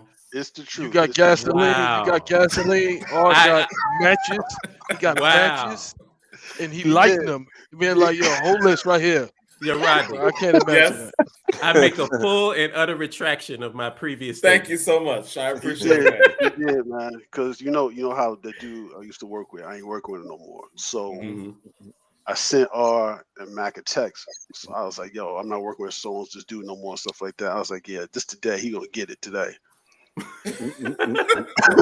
Because I'm like, you know, the cat tried to get me fired. Comes in late all the time. I was bullshit. I'm like, this motherfucker gonna get it today. And normally I don't even pick on no little person, but I was like, this skinny motherfucker about to get it. Right. And then Mac was like, "Oh, congratulations, yo, it's good. And you work with him, man." He's like, "Nah, you can't chip that dude up." The R was like, "Nah, don't do it, brother." Stuff like that. I'm like, wow, yo, I am so proud of Rodney right now. I am so proud of you, man. Are you sure that was R? No, whatever, hater. What I'm saying is simply this: the brother just got married. You don't want to throw your life away. You just got married to your lady. Come on, man. Think about it, man. Throw my life Wow, I like this. A Cobra clutch and let him go, yo. I like this. This is the mature. Mature big brother. I like this. Man. I can get used to this. I'm mature anyway. Trust me, it's going out the window, bro. It's going out the window. That was a one time only. That was a one time. That was a clearance. Let me just say this. My mind is officially blown right now. My rants are strictly entertainment wise. Why we don't believe that? I'm still. Yo, Rodney, are you forgetting I seen you in action? We had to try to pull you off this dude at 14th Street. You forget that? Wow. I don't believe that one. I saw him at Burgers and Lobster, yo. If that was a Marvel Universe, that black symbiote suit would have came over R. He turned into Venom right in front of all of us and shit. He went from being R to being Eddie Brock and shit. Oh man! Wow. Everyone off limits. No one was off limits. He was everybody, every ethnic group on the planet, the waitresses and shit, the maitre d'. He was just ripping everybody. Like, God damn. That sounds like him. That sounds definitely like him. Yeah, oh, man. Like him. That's messed up. But I'm proud of you, R. I really am. You. Talked him down. I'll take that. I'm proud. I had to. That's my brother. I love my brother. Yeah, man. Can't have him go out like that. I said my piece. I just want to say my piece, man. Thank you, bro. Love you. Thank you. Yeah, man. We gotta get up, man. Like, you know, I know a couple spots where we can just hang out. Matter of fact, a spot, Linden, New Jersey. I just had my sister's birthday party on Friday, and food was good. The music was banging, classic house music. So, and you ain't got no excuse, R, because I know you in Jersey now, right? No, actually, I am not. Oh, you went back? Oh, all right. You know, you had enough in West New York, so you was like, I don't blame you. I ain't know where to park out that motherfucker. Hey, well, not that I have a car anyway, but whatever. You know, you can't be renting out there, man. Look, you know, I'm just saying. Be like, oh, Diablo Negro, he got to go, yo. Whatever. Negro got to go. Whatever, son. Well, Ronan. Man, yo, man. Like I said, I love y'all, man. Love you. Keep doing your thing. Whenever y'all, I'll come on. You want me to come on more? I'll come on more, man. I appreciate it. Because Bishop be cracking me up, man. Bishop, I love you, man. You be cracking me up, man. Yeah. Yeah, man. So All right, I'll jump off and let someone else take my spot, man. No doubt, no doubt. All right. All right, Black. Peace, brother. All Yo, right, Rod. Yo, Rod. love y'all, man. Yeah. I noticed that Jay and Reggie been in there for a while and they haven't had a chance to say anything. So maybe we need to let them talk so we can clear up the queue. Okay, no doubt. And after that, I got one former host and one big time contributor as well. That their mics are live as well. So we'll get them in there as well. All right. This is Jay. Y'all hear me? Yep. Yes, sir. Yes, sir. Hop, I appreciate that. No problem. Shit, it's tough. You know, I met Art and Mark a few years ago at Kenny Anderson little dinner that they had, and told me about the show when it was on the internet, and I was on, and I've been here ever since. Y'all like brothers to me. Mark was a good dude, and he used to check up on me every now and again, or I'll call him. And yeah, it's funny how people be like, yeah, we talked for 4 or 5 hours. I was like, damn, I thought that was just me. You know what I'm saying? He's a cool brother, good man. He's going to be missed deeply. For sure. You know, I only met him one time in person, but I feel like I've known him all my life. And I just thank y'all for, bringing me to the family here. And I love each and every one of you. Know that from the bottom of my heart, I'm here for everybody, here for the family. Or just let me know, Yeah.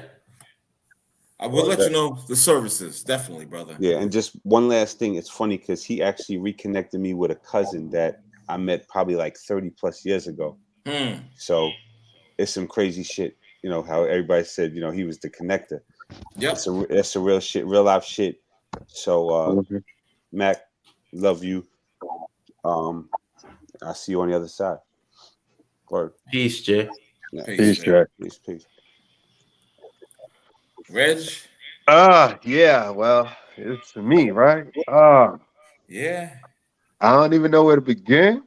So I'm just gonna begin at the beginning. Okay. Met Mark, freshman year high school, 1983.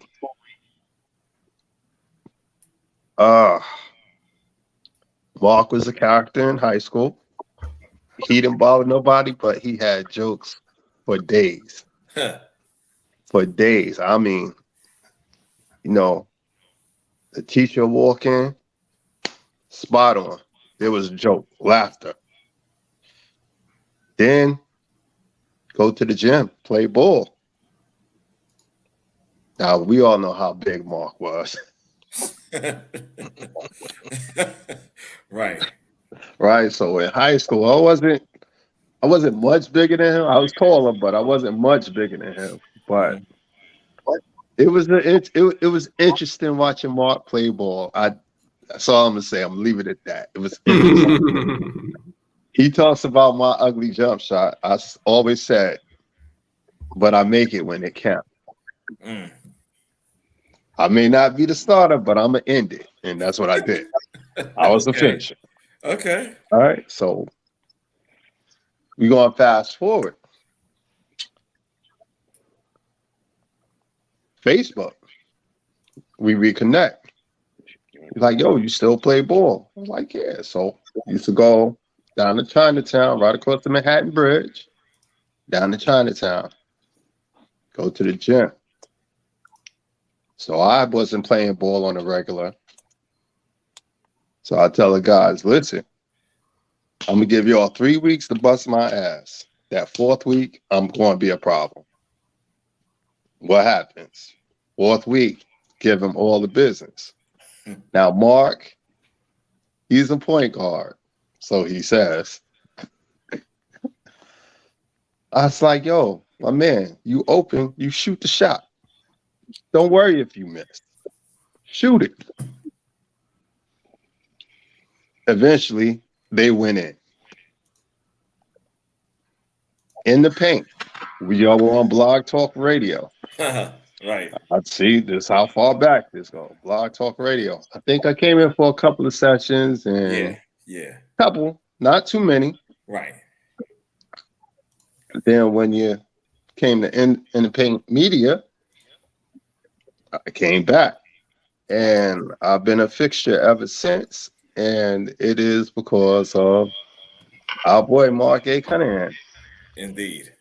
You know, that was my brother for a long time, and he's still going to be my brother, and I will never forget this dude. This dude was everything everybody has ever said about him, true, false, or indifferent. No, Right. what it was. Good brother, great soul, great human being. No, he's going to be missed by a whole lot of people, especially me. Right. Yeah. Thanks, Reg. Thank you, Reggie. Yes, sir. Appreciate that. Yes, sir. Now, I gotta hear from a former co-host of In the Paint. Uh-oh. Uh-huh. I think I know who you're talking about. Yeah, exactly. Exactly. Good evening. Yo, what up? Uh-oh. Is the mic live? You hear me? I hope so. Yeah, I can hear you. Go ahead. Yeah, man. In a while. Yes, sir. Yeah, man. Horrible day. Horrible day. I'm good to Indeed. see Mark was loved. There you go. Yeah. Almost There said you the go. most words for this. I know, brother.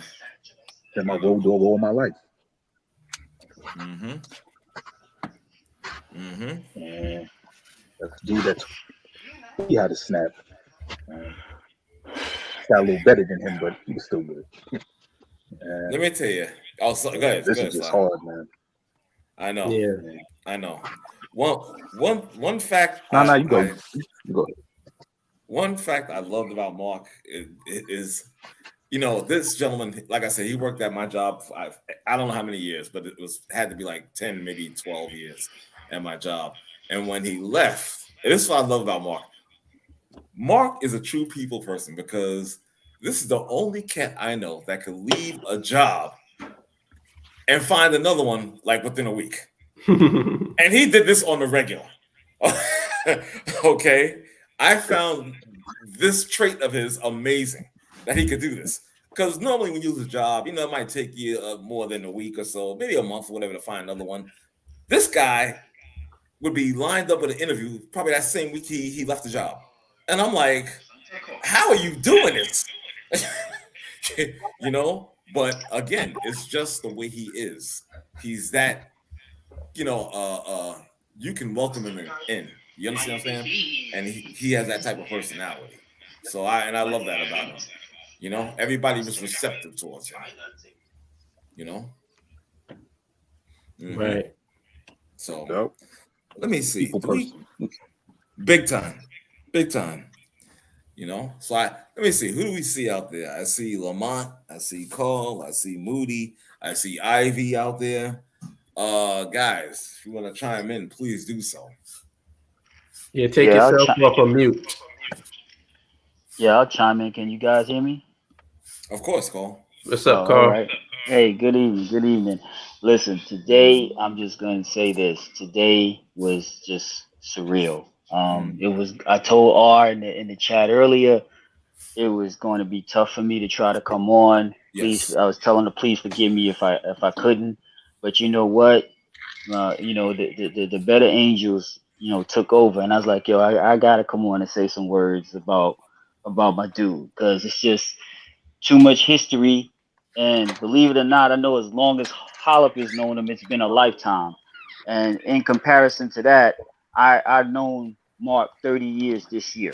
You know, met him hooping, and is another mutual friend of Hollop and Mark that they grew up with named T.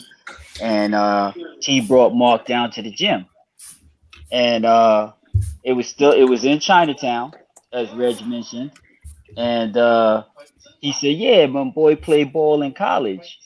And I said, okay, cool. So, you know, I said, we up in the ante here. We get some competition. I saw he was a little left-handed dude. I said, he gonna come and ball out. and Mark gets out there and it's like clang, clang, and then he's like punch out. Remember, it'd be like left, left, left. He couldn't go right. He could just go left.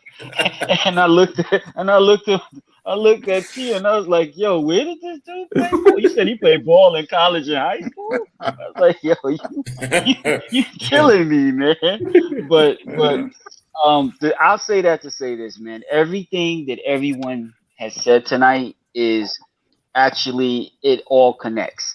I'm listening to everyone tell their stories of their experiences with him, and you know, mine are just similar or close to it. Like I think about how he what drew you into him. It was just his essence and aura just pulled you in.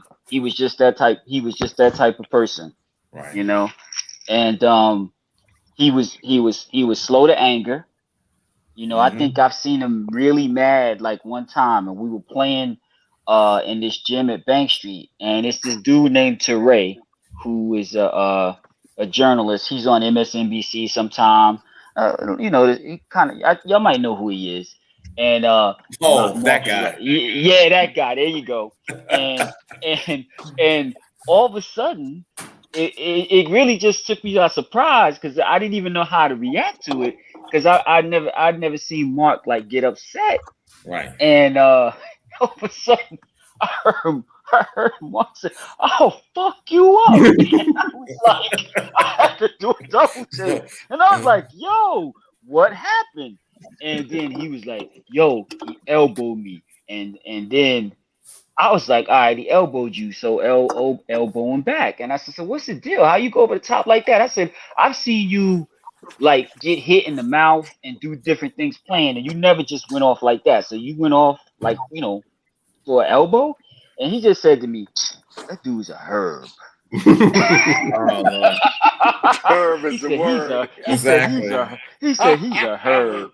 And it was so funny because at the time, some of the people that we were balling with, you got to figure this is like early 90s. Some of these cats ended up being like working for Source Magazine. Right. And now they're like, you know, on MSNBC and things like that. And it turned out he was an excellent judge of character because Torrey is a herb.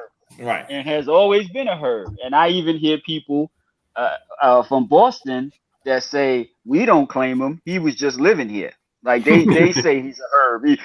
Even when you come from someplace and you claim it, and then when people that are there said, hey, y'all can have him, that's a bad look. So Mac was all over that from day one. And when I say it was years, Teray got on TV maybe like in the 2000s.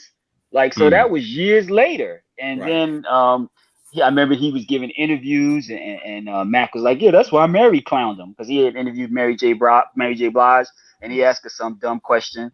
But I will miss his dry wit and humor. And man, he could definitely take a joke. If taking a joke was like taking a punch, he had a hell of a chin. Because he could take it. I've never seen him really just get out of pocket and get all upset, you know. And then, then he'd come back to. He have his little, he'd have his little stinging jabs. He'd get back at you. You know. But it's another thing too. And hold up, this is actually directed at you. You guys, you need to get together, man. It's so many stories.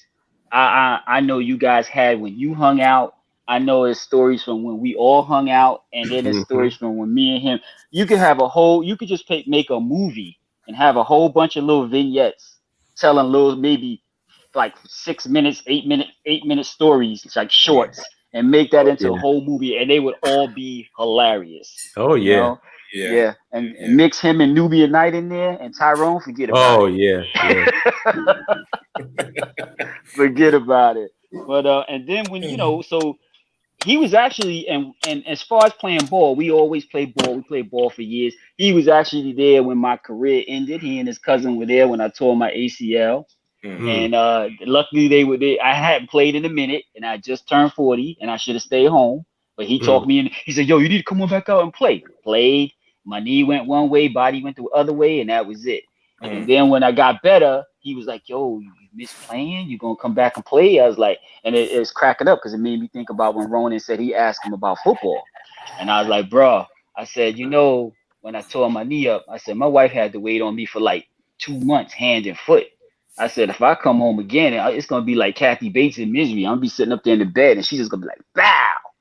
Cause it was, that was, because I mean, it was. I kind of knew that was it, because it's just slowed me down enough at that point to be like, because shortly after that, I think I got custody of my son, and I think the Most High just has a way to say, look, you need to be directing your energy elsewhere, Yo, And Carl.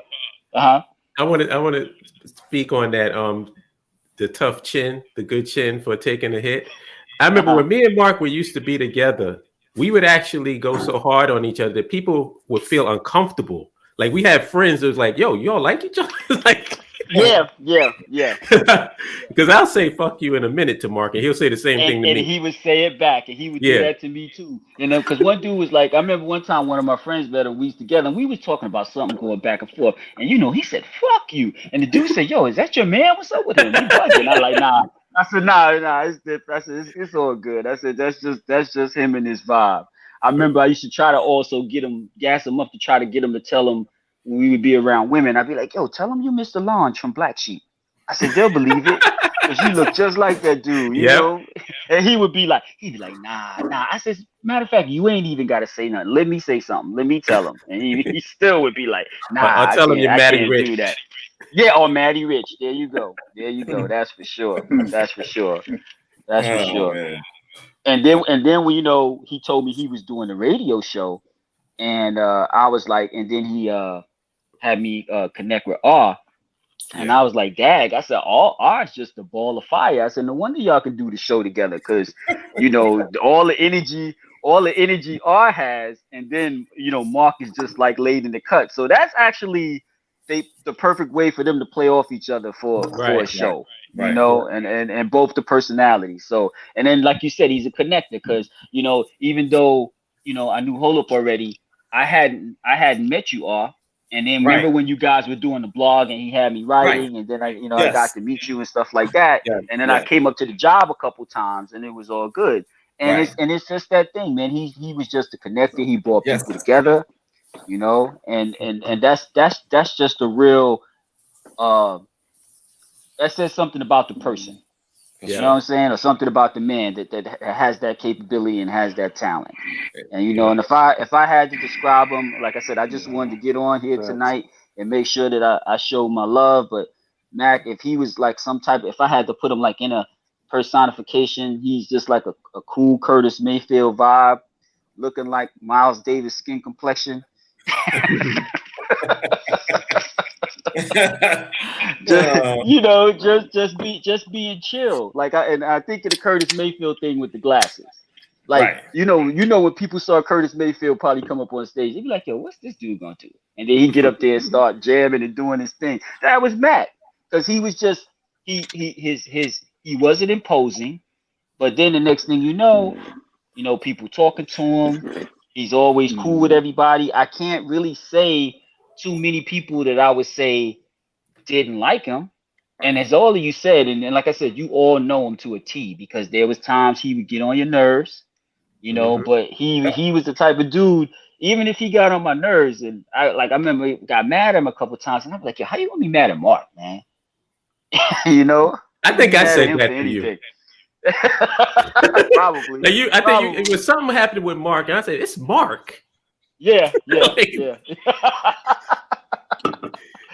How you gonna be mad at Mark?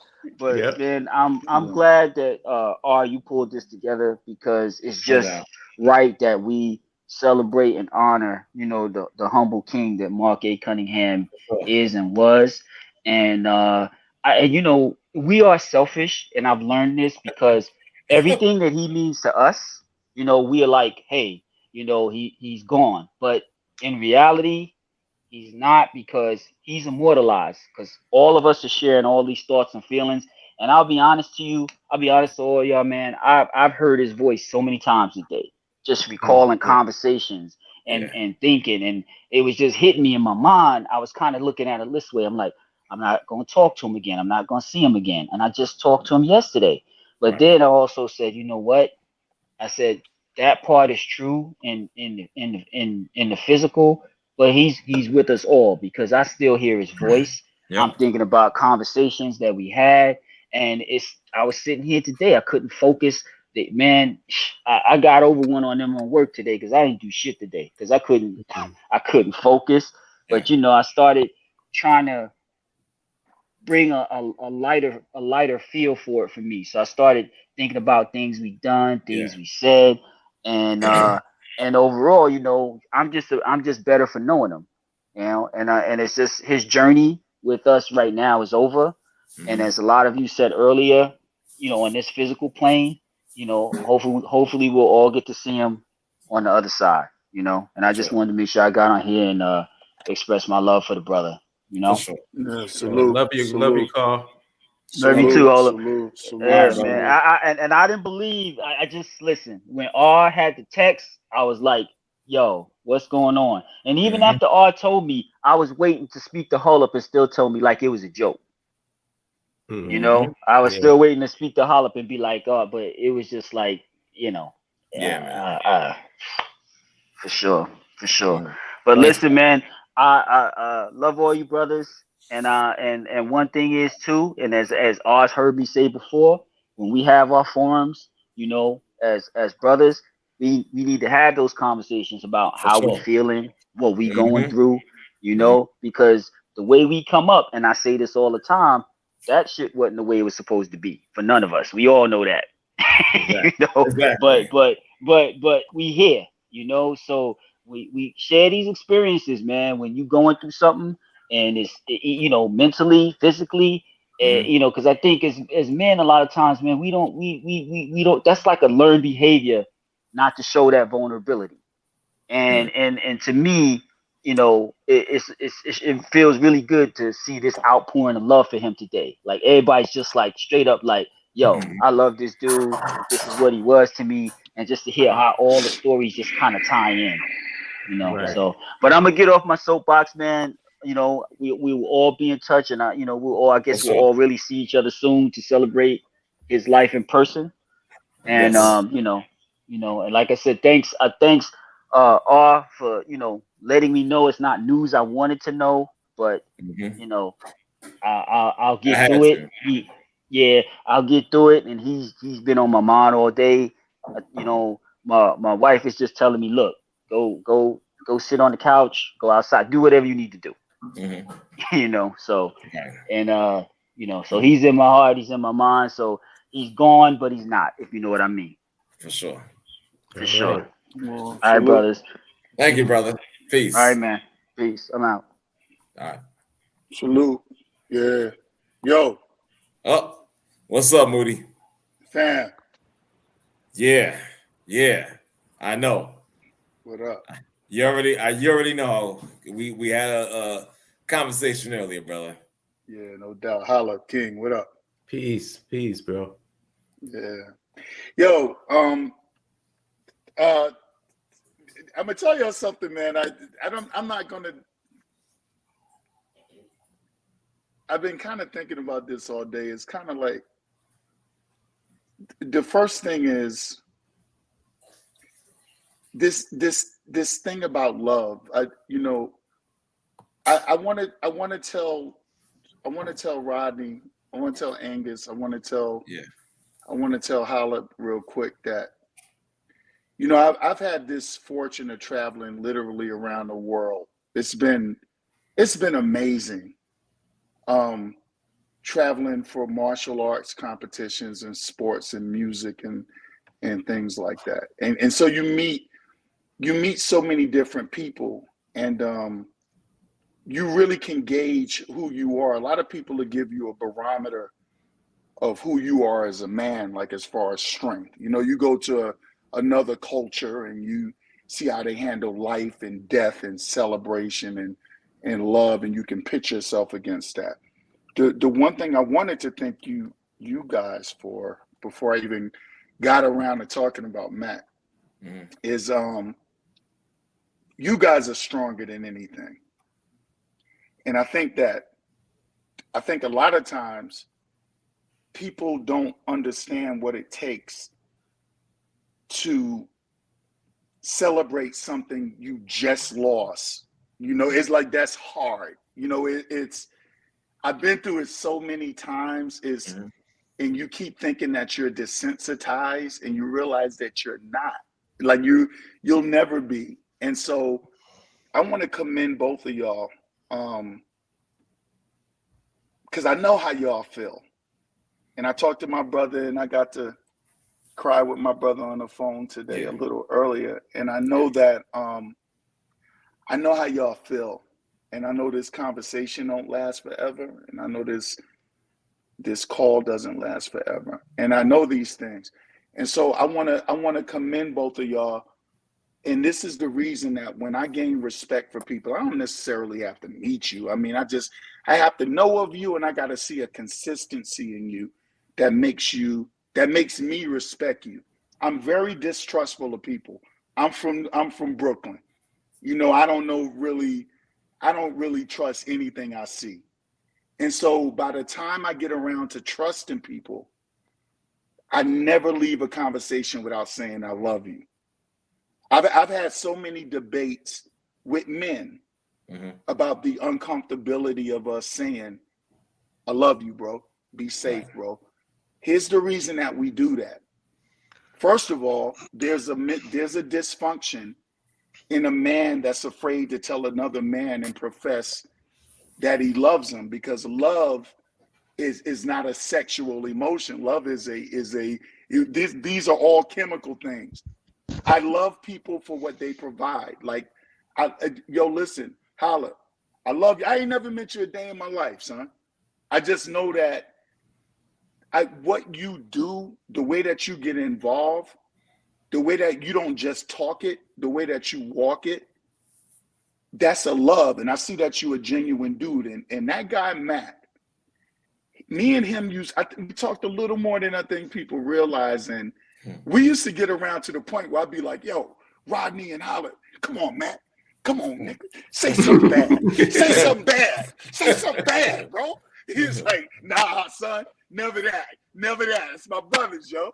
And so that's and it was all in jokes, of course. But that's the reason I never say I love. We gotta remember something. I know everybody on here, there is love here. But I'm talking about for everybody else that we need to spread that message to. Don't wait for death or misfortune to say love. In your highest times in the world, in your richest times, in your poorest times, when you can barely make it, when you think you're not going to get through to the next day, there's still somebody that's doing worse than you. And just let them know that you love them. That's the first thing that I wanted to say. That's why I will never have a conversation with y'all, and I'll never hang up on a conversation before saying, I love y'all. So I love y'all. Let me open up with that. The second thing is, these words, nigga, don't you ever post that bullshit again. I don't know how I remember it, nigga. Don't you ever post this bullshit. I don't know how I remembered it until today, because today was a pretty hectic day, and then I've been in jail. I think I've been in FB jail so much I don't know when I'm really in it. So I realized that I was free a couple of days ago, and like I went on today, and I see this, and it with all of us, right? It reconfigured not the day, it reconfigured the week, it reconfigured all of that stuff.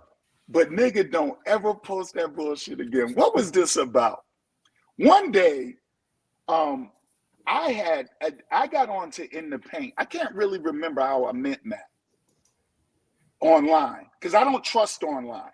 You know, people, the funny thing about online, man, is that somebody pass away, or, your man cheat on you or your woman cheat on you, and we go emoji crazy like, oh, damn, yo, son, I feel so bad, son. And I don't trust that emotion. And so, like, when you meet somebody from online, a lot of times you just keep them at a distance. But there's something about Mac he can work his way through anything. This nigga was the 1983 dodgeball championship of distrust. He can dodge through what you didn't trust, and he can get right up on you and let you know that he was an authentic person. And the reason that I said, nigga, don't you ever do this, don't do it to me again. He posted a video, and I don't know if you guys remember this. I think it was maybe right before COVID or something like that. I'm not quite, I think it was before COVID. It was Mac playing basketball. Now, previous to me seeing him play basketball, we used to talk on the phone anywhere from 30 minutes to 3 hours. And so previous to me seeing him play ball, we were talking like ballers. You know, yo, son, I get the rock, I go in, boom, pow. So Mac is talking crazy. So I was like, yo, the God, I said, yo, the God is probably nice. You know what I'm saying? Like, he probably like crazy nice. And so the video come up, and I see this guy, he got on 2 knee braces, and he shoots a jumper. That shit goes about 18 feet left of the rim. And then he get back on D, but it's like a limp, hop, skip kind of run back. And so I was like, yo, who the fuck is that? He was like, yo, that's me, son. I'm out there with them young boys. I said, nigga, don't you ever post that bullshit. It's probably deleted now. Yeah, it probably is. Yo, let me tell you something. The thick skin, we were fellow trolls on social. Both of us are like, you know, expert trolls and shit. And like, his skin was as thick as a concrete wall. So what he dished out to you, he can take it as well. Mm-hmm. And so you remember him, and then we're Aquarians. And so I'm not very heavy into zodiacs, but we used to talk about the Aquarian thing, and we talked about some of the similar people we know in entertainment and things like that. Here's what hurt me the most. I know that people pass away. What hurts the most is that when someone has a mission, I don't know how God works. I don't know how people believe. I don't judge anybody's belief or whatever. But sometimes I just, as a human man that doesn't have the strength to have the knowledge I should have or the wisdom I should have or whatever, as a flawed individual, sometimes I get mad as fuck. And I'm like, God, why the fuck do you take away people with shit to offer? Like, do this shit, bro. Like, why is it always that? It's like, I mean, I'm not trying to, y'all, I don't wish death on nobody, but I could never be God because I wipe out half the earth, man. and it's like, why is it always a Mac? Why is it always somebody that got the kid has so much on his table? He had so much on his table. He had so much for his brothers. He had so much for whatever. So I just wanted to tell y'all, man, that I appreciate everybody on here. Some of the personalities I love. David Sanford, he's one of my, I got to meet y'all guys. Like I didn't know Hollip was Hollip is in Georgia. Like he owned this. I never knew Hollip was like in Georgia. I ain't never around, but I'm like, yo, my man is right there. So I got to make sure that I see Hollip sometime when he's around the ATL. But it's like, why do you take my anger and my frustration, even at 52 years old? It don't seem right to wake up on a day that seemed like a good day, to wake up in a day, all of us are from different circumstances. All of us had a timeline on us. None of us escaped the timeline. Y'all know when it's time, it's time. Today it was time.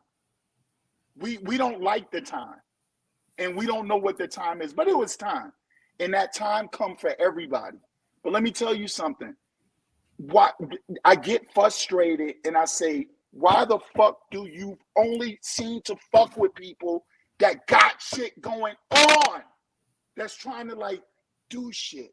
That's trying to be shit. That's trying to help somebody. This is an online call. I waited for quite a while. The studio was busy.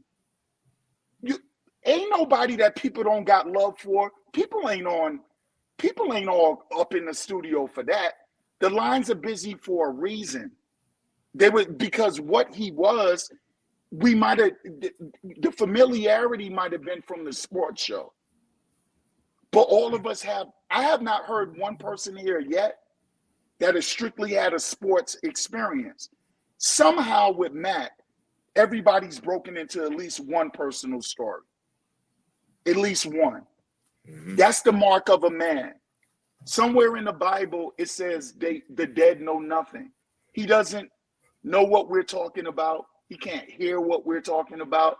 He can't even acknowledge what we're talking about. The reason we're here, because we're acknowledging him. And I just appreciate everybody that came on here. I don't want to cry. And the reason I don't want to cry, I did it. It threw my day off, and I'm not complaining about it at all. But I just want to tell y'all guys, take a couple of things into observance. Please, y'all. Every time you talk to somebody, say you love them. If you don't love them, then don't say that shit. But if you got love for somebody in any capacity, say it. Because tonight, everybody that's been on this call, tomorrow, could bring the same news we got today. And I don't want to leave here without telling motherfuckers I don't love them. Another thing is, I don't know what happened to Matt. That's not really the issue at this point at all. It's a salute to the brother. But another warning that I do, I got perfect blood pressure, but I post my blood pressure every once and again online. Not because I'm worried about it. I try to encourage people to take theirs. And I built up this little tiny movement of people that take their hypertension and do things like that. Fellas, not even in relation to Matt, let's do what he would have did. He always was thinking outside of what you knew him for. He was always thinking of something outside of that. And so if your pinky hurt, if you wake up in the morning and you don't feel right, if you sit on the toilet and you used to shitting in 10 minutes and it take you 30, well, if it take you 10, you need to already have been to the doctor. But y'all know what I'm talking about. If you don't feel right, if your eyelid flicker, if your nail hurt, if your kneecap hurt, go to the fucking doctor. I'm not talking about Matt. I'm talking about over the last 90 days, there's been 7 people that I love and they're not here, man. And I'm trying to figure out how this shit work. Fellas, no matter what goes on, get the checkups. I don't know if it's a bunch of old motherfuckers on here like me, but I'm at that age, fellas. I got to bend over the table. I got to take that index. That shit ain't pleasant, but it saved lives. And I got sarcastic doctors like, your doctor walk in the room and go, "What up, baby? You ready for me, boo?" Oh, Like, Lord. shit. Oh, see, Oh, now shit, bro. that's a problem right there. Yeah, but now, fellas, like, not in relation to Matt, because we're not in a speculation stage here. What we're talking about is, fellas, for us, when something is wrong, stop thinking, yo, man, this macho shit. I'm a macho motherfucker. And let me tell you something. I ain't cry like a baby like this. Somebody be, what the fuck is Moody crying for? Man, I knew, man, me and that dude was tight as fuck for years. We was talking about linking up in the summer. Yo, Rodney, by the way, I don't know if he ever ran it by you. I was like, yo, when y'all get down to Georgia, I want to do my version of a production of In the Paint. Did y'all ever talk about that? Nah, he never told me that. Yeah, but we talked about so many different concepts and ideas and things like, by the way, Rodney, that still stands. It's all good because the legacy is in y'all. See, all of this was great tonight, but it don't mean nothing. Everybody can get together and help. We can promote, we can share. Right. The show can go on, because the truth is, always honor the person that has moved on. Honor them by doing what they would have done. In the Paint is here. God damn it. I don't know enough about sports. I don't even know sports You know, Mac hit me real heavy today. You know when Mac is gonna hit me the heaviest, to be honest with you? I know him off of sports. This dude,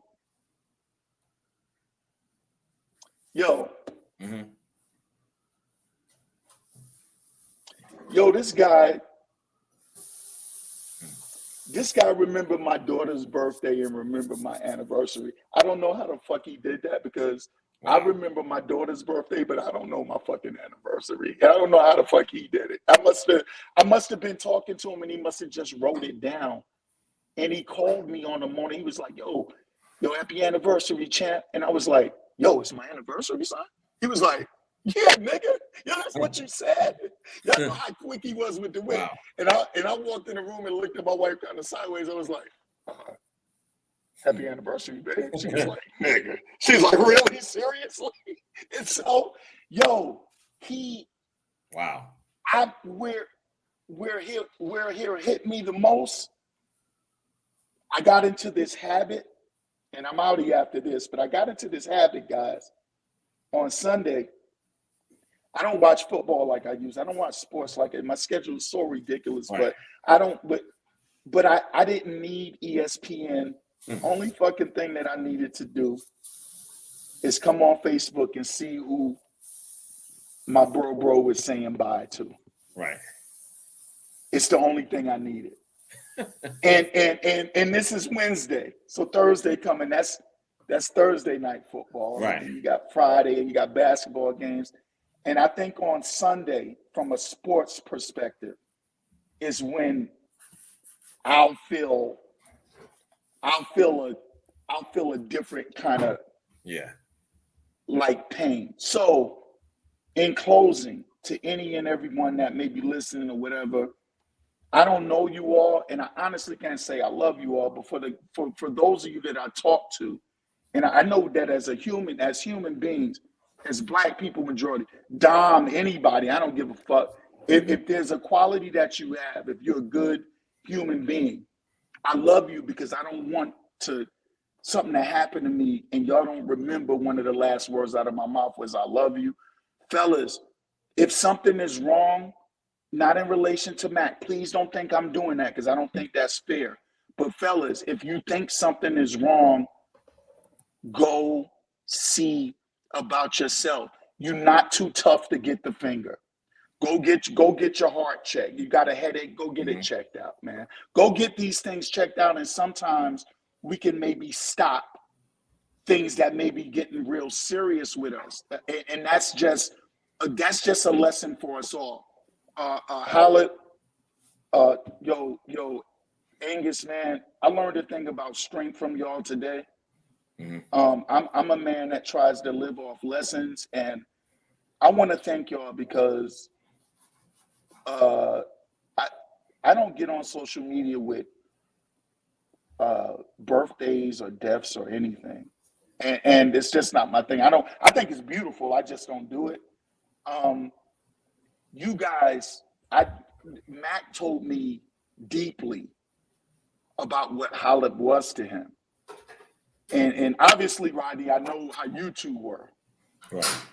And I think that's my respect for you two. I never really got to talk to Howlett, and that's my fault. This brother does so much for his community. He does so much for his cause. And it pains me when he sends out these invites. And I want to say, yes, I'm attending, but I don't want to lie because I don't know if my schedule will let me. Because like after a certain time, I'm just out of control. But I've gained so much respect. I knew a lot about him and Dawood and like all the real people. He spoke about y'all in a God level kind of way. He spoke about y'all in a way that even if I didn't respect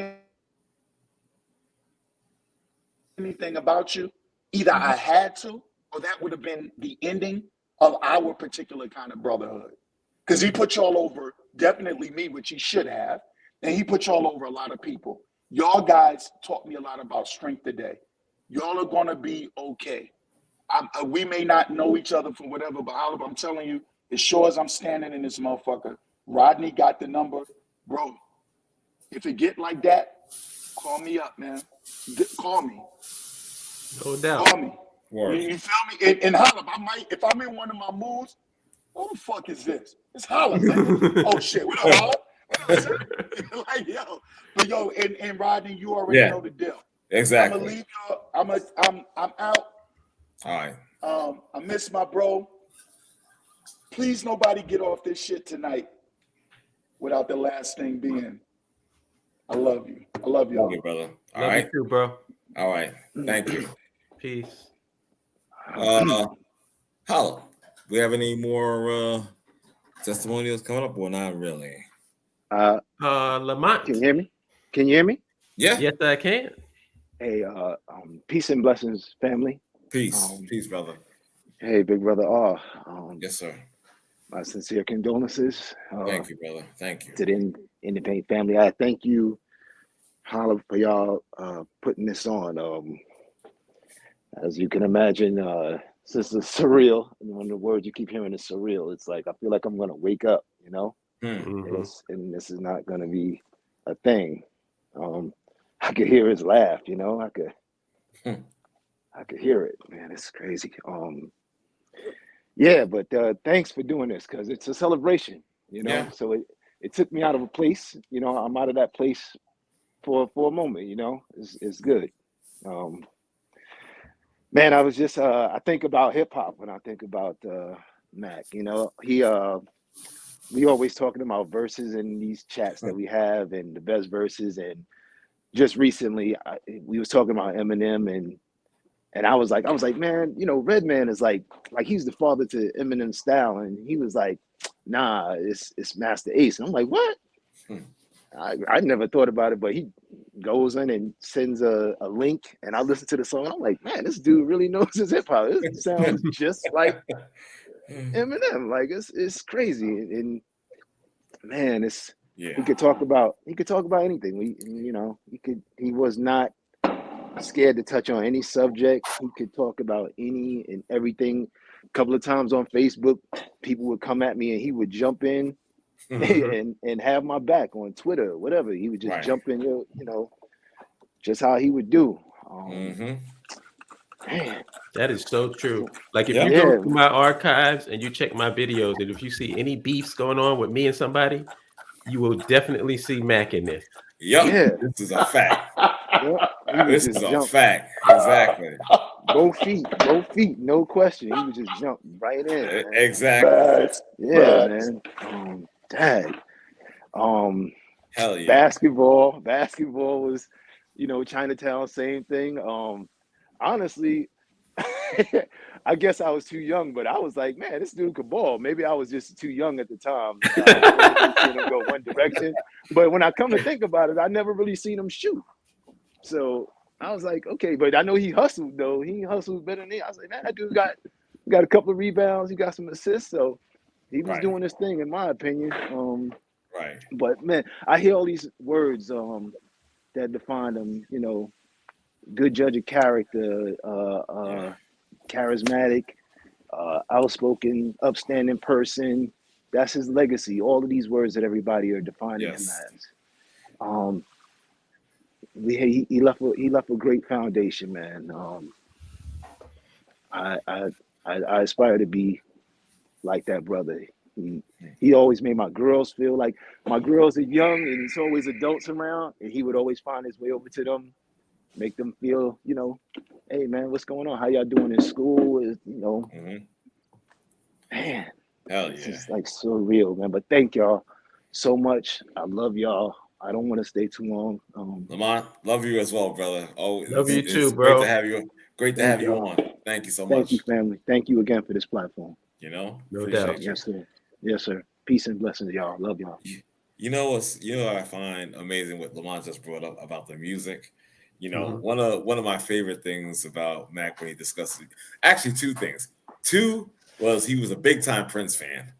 And I love. Yes, he was. Yes, he was. Yeah, he was. And I love when he used to say, digging in the crates. Yeah, I always love that. I'm like, okay, let me see what you got. What music you talking about this time? You know? Yeah.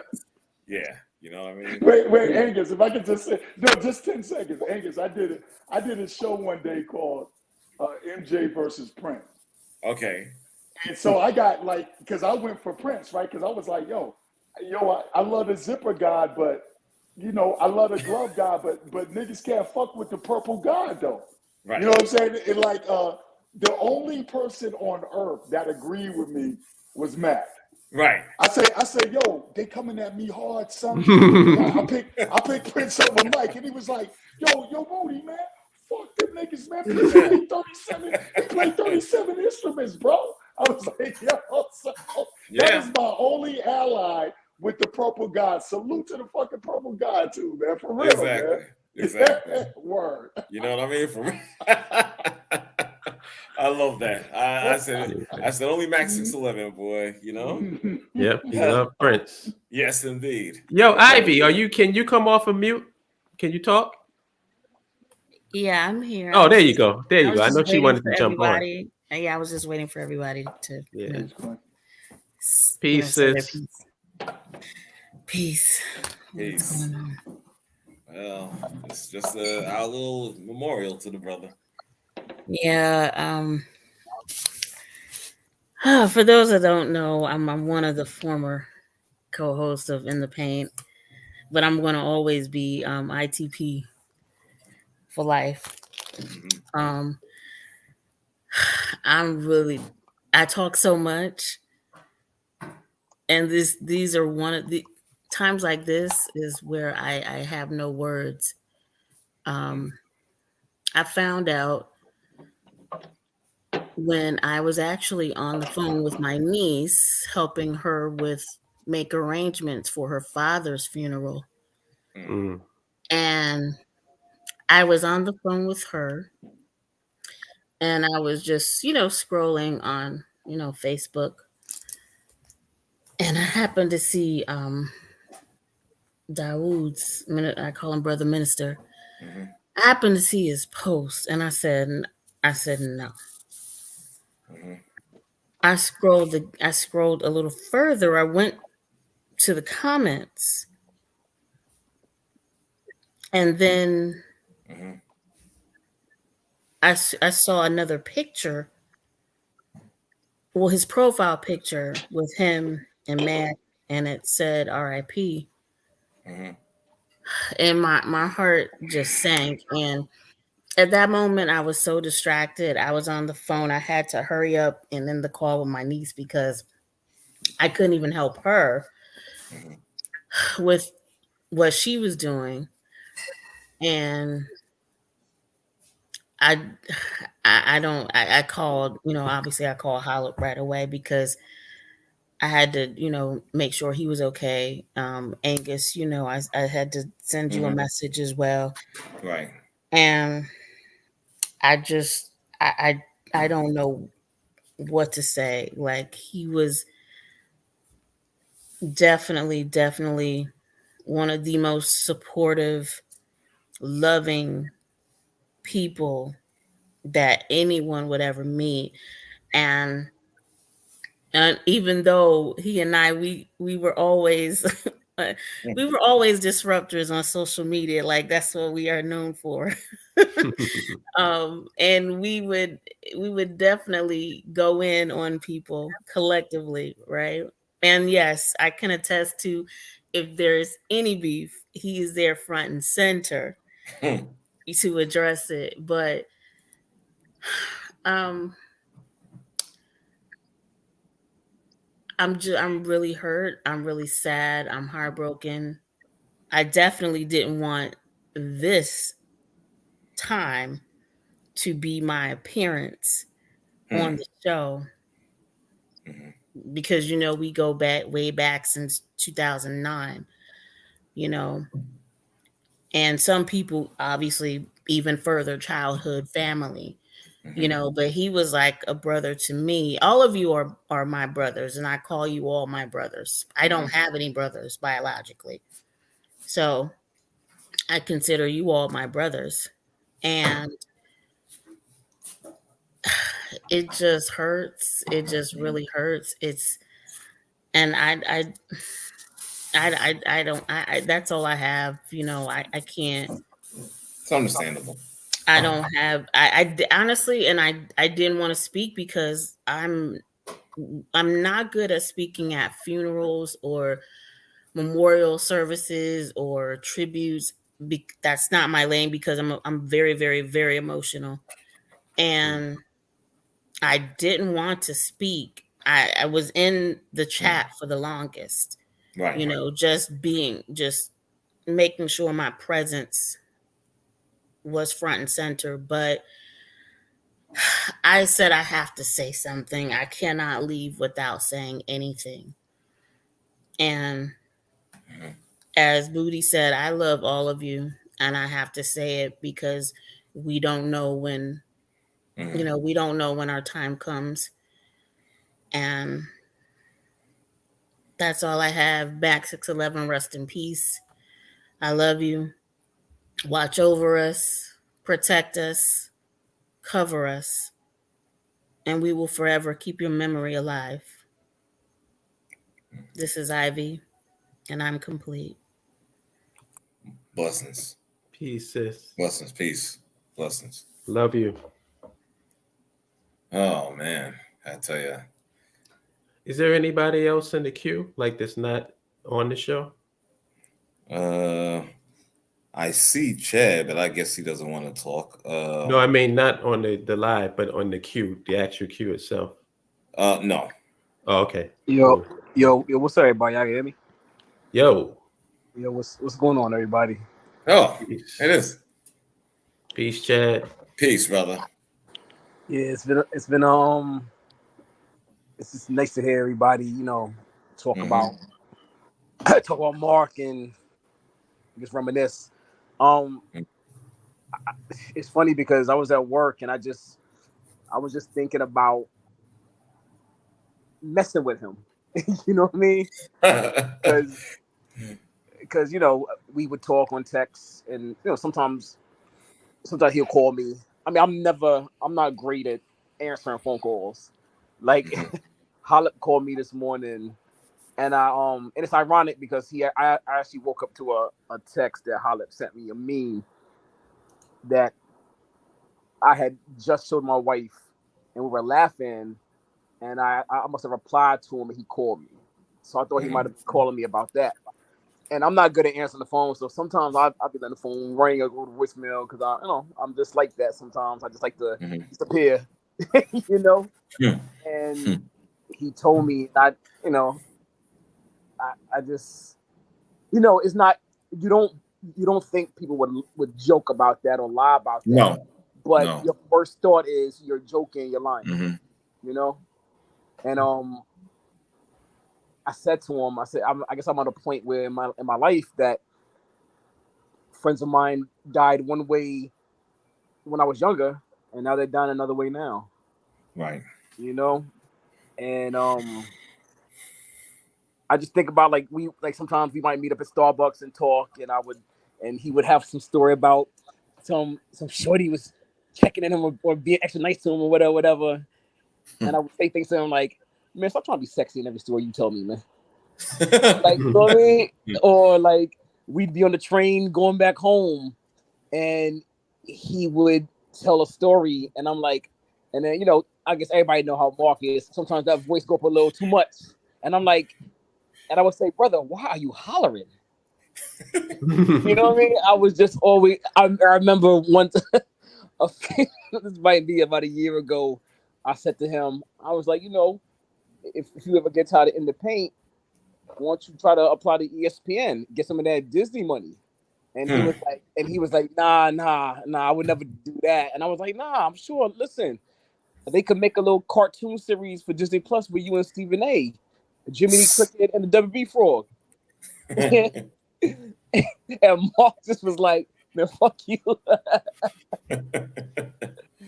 And he was just, you know, I know sometimes he would we just have all kind of conversations, man. He talked again, like everybody says, he asked you about the kids and your family. And Martin knew I had like 400 CDs, so he would always say one day he gonna come over and all of that, which is why it's funny when you guys talk about the music part. Right. Mind you, anybody that picked Michael Jackson over Prince in a conversation is not of this earth. But and the father Eminem style is really Tretch. It goes into old Tretch. But he just was he was a good guy, man. You know what I mean? Like and I remember some words that he said to me. He wasn't the only person that said it, but he said it to me, and we're talking about him. So I'm gonna give him credit for it this one time. He would sometimes ask me to, participate again in the show. And I'd be like, nah, we would have a conversation, and he said to me, it's not that you're not right. You could always you could still be right and still be you. Just be a little nicer. You know what I mean? Oh. And man, Right. and he was a good guy, man. He was such a good guy. Like Mark is. I mean, all you guys are older than me, a lot older than me. Okay. A lot older. Yeah, right. Exactly. Like what the fuck, Goatees yo? are older than me and shit. Whatever, son. Whatever. But it's like we lose a guy like Mark, Right. and right now on my TV screen, I see Mitch McConnell, and he's still around. So I feel you. So exactly. So good night, everybody. Blessings and Good night, love, brother. man. Y'all some good people that I met along with him through this platform, man. And y'all some good people. Yeah. Thank you, brother. Y'all some real good people, man. Like seriously. Thank you, brother. Appreciate you. All right, man. I'll holler at y'all. All right. All right. Listen, Hollop. I got now this is gonna be pleasurable for me. Choice. I think your mic is on mute. I can tell you, I know Little Mark spoke highly of you all the time. If this is Choice Skinner. Yes, it is. Yes, it is. Yes. I saw the Choice. I said it has to be him. Me and Choice go way. Oh, okay. Okay, Hollop. Yeah. Okay, that's what's up. Yeah. Good to see you, bro. Thank you. Thank you. I'm still in a lot of pain. Yes. Yeah. I had my my screaming moment, and God heard me. I was about to teach some martial arts, and Shadi, he had hit me up and told me, and I couldn't believe it. I literally Mark knew I was a big Fleetwood Mac fan, and Christine McVie died, and I'm like, what the heck? My grandmama died on Saturday, and Irene Cara died, and I'm like, what is going on? Right. Yeah. I saw the words, and I was just like, it can't be my one and true only Mark. You know what I mean? I mean, we got Big Mark too. Right. Thank God he's still here. But whew, man, I'm gonna send you some photos to give to his mom, man. Some high school photos, some photos of when let me tell you the story, man. It's you talk about genuine and you talk about ride or die. This brother, when I went to New York, I hadn't been in New York in a couple of years. And, I had this short film out, Black Lightning, who, he supported me tremendously on it. And I said, I'm coming to New York. He was like, I'm coming to see you. I'm coming to see you. I'm coming to see you. And, people say that all the time whenever I visit someplace. And he came limping and everything. And I'm like, what's wrong with your ankle? I was so upset at him. I said, you heard him playing basketball? He said, nah, it's been swelling up a lot lately. And I'm like, Mark, get your ass in the gym, figure it out and start, getting back in shape. But he came both days, man. He came on a Friday and a Saturday night and walked his ass all up and down from Times Square back and forth with us. And stayed with me as much as he could that whole night. Met all my students. He made such an impression that all of my LA students knew who he was. Every last one of them knew who he was. He interviewed a lot of people that I knew. You guys was just on here talking about how he would back you up if somebody was talking shit. That was true. That was true. Staunch Prince fan. This fool took me to my first Prince concert. Wow. Madison Square Garden. Got the tickets and everything. Wow. I probably never have been out of Brooklyn. He took me. I wouldn't have got through Samuel J. Tilden High School without Mark. We took the B14 every day together. Right. Every day together. And at that time, he cared about those gazelles and glasses he had. He cared about his waves. This is before he got dreads, y'all. He had shortcut. It was always a Caesar. And he cared about his sneakers. He was big on sneakers, and he always looked sharp, man.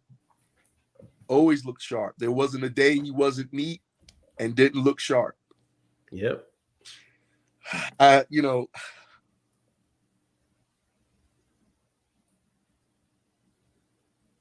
yeah. Yeah. He just hit me up. And I was on my show last night talking about best friends and good friends, and I mentioned him. And one of my students is jumping. Yeah, she said, "You just talked about him on your show." And I'm like, "What is this, man? What is this?" I'm sitting here looking at photos. This is gonna crack y'all up. Right there. We went to King's Dominion for our senior year trip. And this cat was taking pictures looking better than the guys wearing the suits. Prom. Man. Yeah. You know, I understand, man. And like I said earlier to you, he always spoke highly of you. You understand? Always, man. You know? And so love you, man. Yeah, no doubt. So to have you on here as well. Well, sports was his thing, man. Sports was his thing. Y'all had him show once talking about UFC and boxing. Right. Yeah. Yes. That's crazy if you think about it. You know, a lot of sports analysts are good about certain types of sports. He was good about all sports. Yes. He was. That's you insane. Know? Hell yeah. And he could play. Like y'all was talking about, you know, he could play. He could play. He could play. He was one of the few cats that I knew that could talk shit but also back it up. Yeah. Wow. I'm just sitting here, man. You know, my brother, he's in LA. He called me up. And my god brother that lived in 611 Blake with him. So y'all let me know. I'm gonna be there. I'm gonna be there, man. You know, just like he was always there for me, and obviously for so many of you others who are on here tonight, how he touched so many lives, man. One of the most genuine, down to earth, awesome people that I fucking know.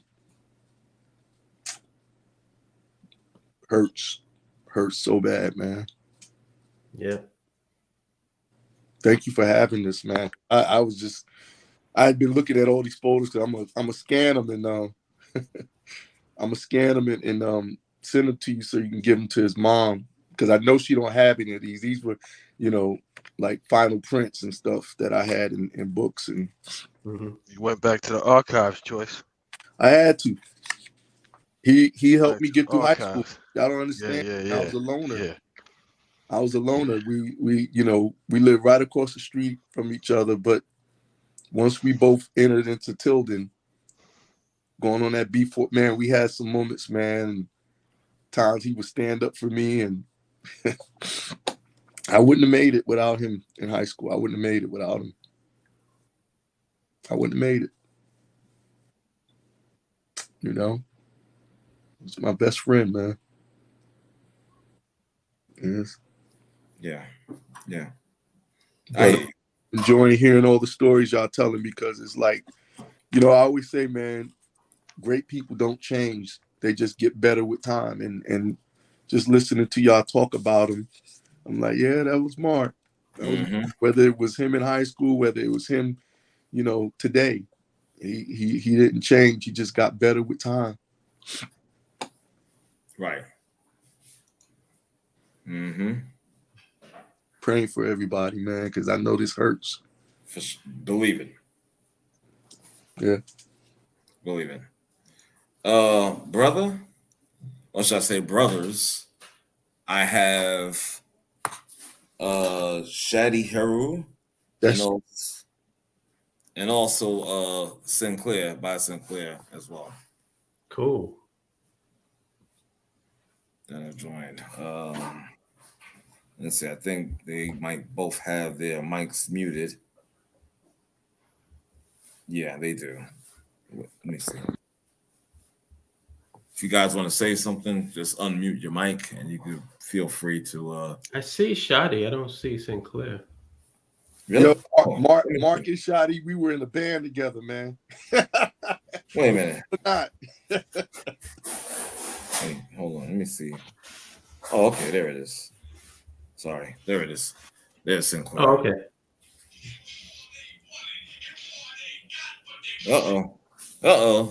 I heard something.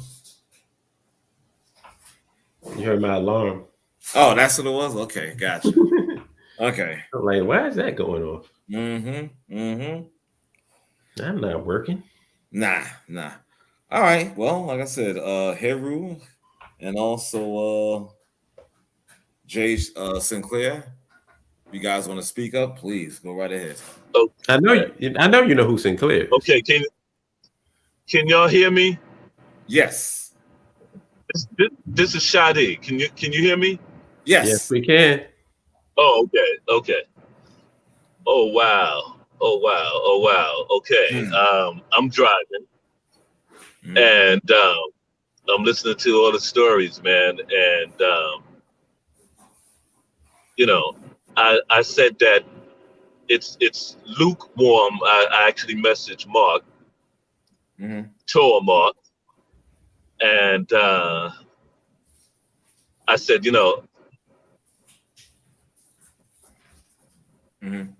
forgive me. I'm just in a state of shock right now, and Take trying to your pay time, attention brother. to the road. Take your time. And yeah, and I couldn't think of a better time to come on because Mark is here and Choice is here. And I was talking to Brian because I shared the news with him, and y'all know Brian, right? And I said that, thinking about what is now 36 years of friendship, and that's grown people. That's grown people with kids in marriage, knowing him that long, being friends that long, and okay, there's a speed trap ahead. Forgive me, I am driving, right? But I felt compelled to just call in, and I'm listening to everyone speak, and to me, everyone's like fairly new, maybe like 10 years, maybe even 20 years, but to have 36 years of friendship, and I just spoke to him a little over, I guess about 3 weeks now, going on 3 weeks now. And it was a brother on, perhaps even several people, because I was going in and out listening to the show, was saying that the sentiment was like, say your I love yous and your carings and terms of endearment like that, right? And I said that I'm okay. Someone's background. Call from Larry's cell. Okay, I'm hearing someone's feedback in the background. So, okay, can everyone hear me? Still hear me? Okay. Can everyone hear me? Yeah. I can. Oh, okay. Yes. Yo. Yeah, I heard feedback. I guess someone was calling in. So so please let me know if you can't hear me, or if it's a pause in the air and everything like that. In any event, I hear everyone talking about, say your I love yous, if you feel compelled to say it, if you feel that way to someone every time you speak, because you never know. And I said that I'm so glad that I got a chance to speak to him, and he called me, and I returned the call back, and we spoke about a little over 2 hours, just catching up. I always would see him whenever I do come on social media, because I'm not as social as I guess I should be on social media. But I would see him post, things about his show, because he loves sports. So I knew that okay, that's a home for him. He's going to know what he's talking about, because he told me about the concept of the show before it even came into existence way back when. And I was just thinking, I was like, wow. When I got the news from fellow group mate. Forgive me, I'm paying attention to the GPS. A fellow group mate, April, that was in the group with Choice, that was in the group with Mark. Um, who else was in the group? Michelle, another brother, Leo, and to hear the news from her was really something, because it took me back to the group Sugar and Spice, and I had to think about, right, when the first time where I said, okay, I know me and this cat is gonna be friends for the long haul, right? And it was a performance, a high school performance. The choice was Prince. There we go with Prince, right? And they were, we were performing. I had my bass guitar and everything like that. And while performing, man, Mark did something totally crazy. He ran and jumped on top of a piano, right? And the distance that he jumped was like, I saw him from the side, because that was off the top of his head. He hadn't planned to do that. He ran to do that. And I said to myself, okay, me and this cat is gonna bond real good, because for him to do something like that, that was real to me, So that was the beginning, and I started thinking about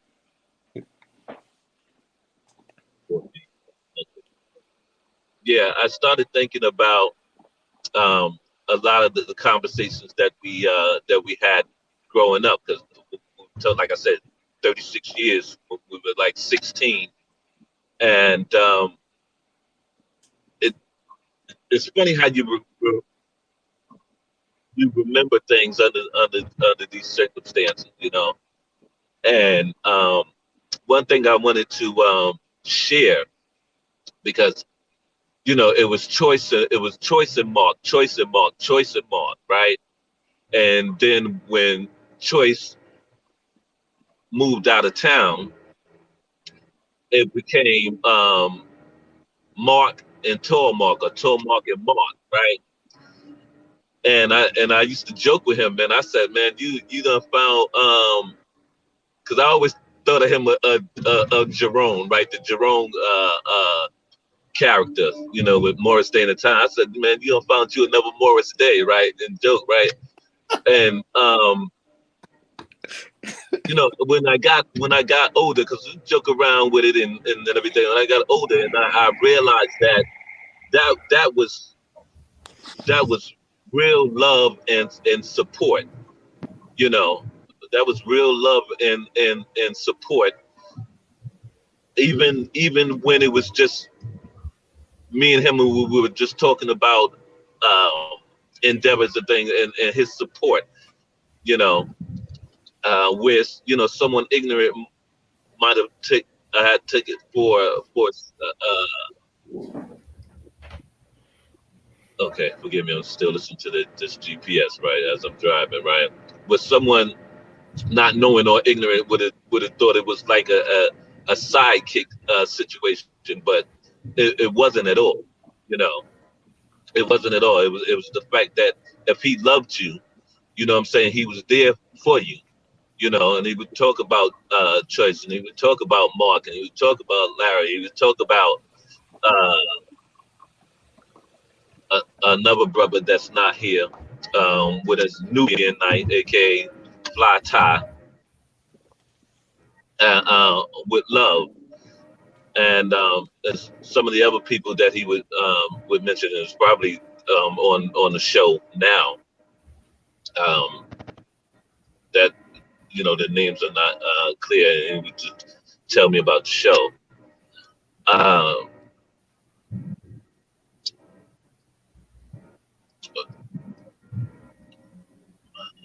Forgive me, I'm just like just choked up now, because like I said, I spoke to him not that long ago, and was cracking on him, man, because he was still talking about getting out there playing basketball, man. And I said, yo, Pops, dig it, man.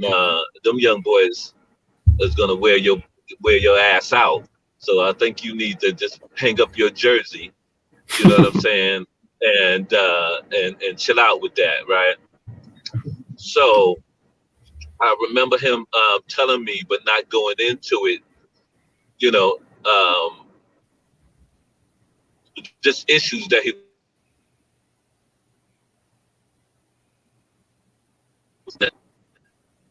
because he didn't go into it like that. It was just just us having a conversation, and it was just more or less like, we seniors now, whether we want to know it or not, or middle age or whatever that shit is now. So we gotta take care of our health, and we both agreed, we can do a little bit more of this, a little bit more of that, right?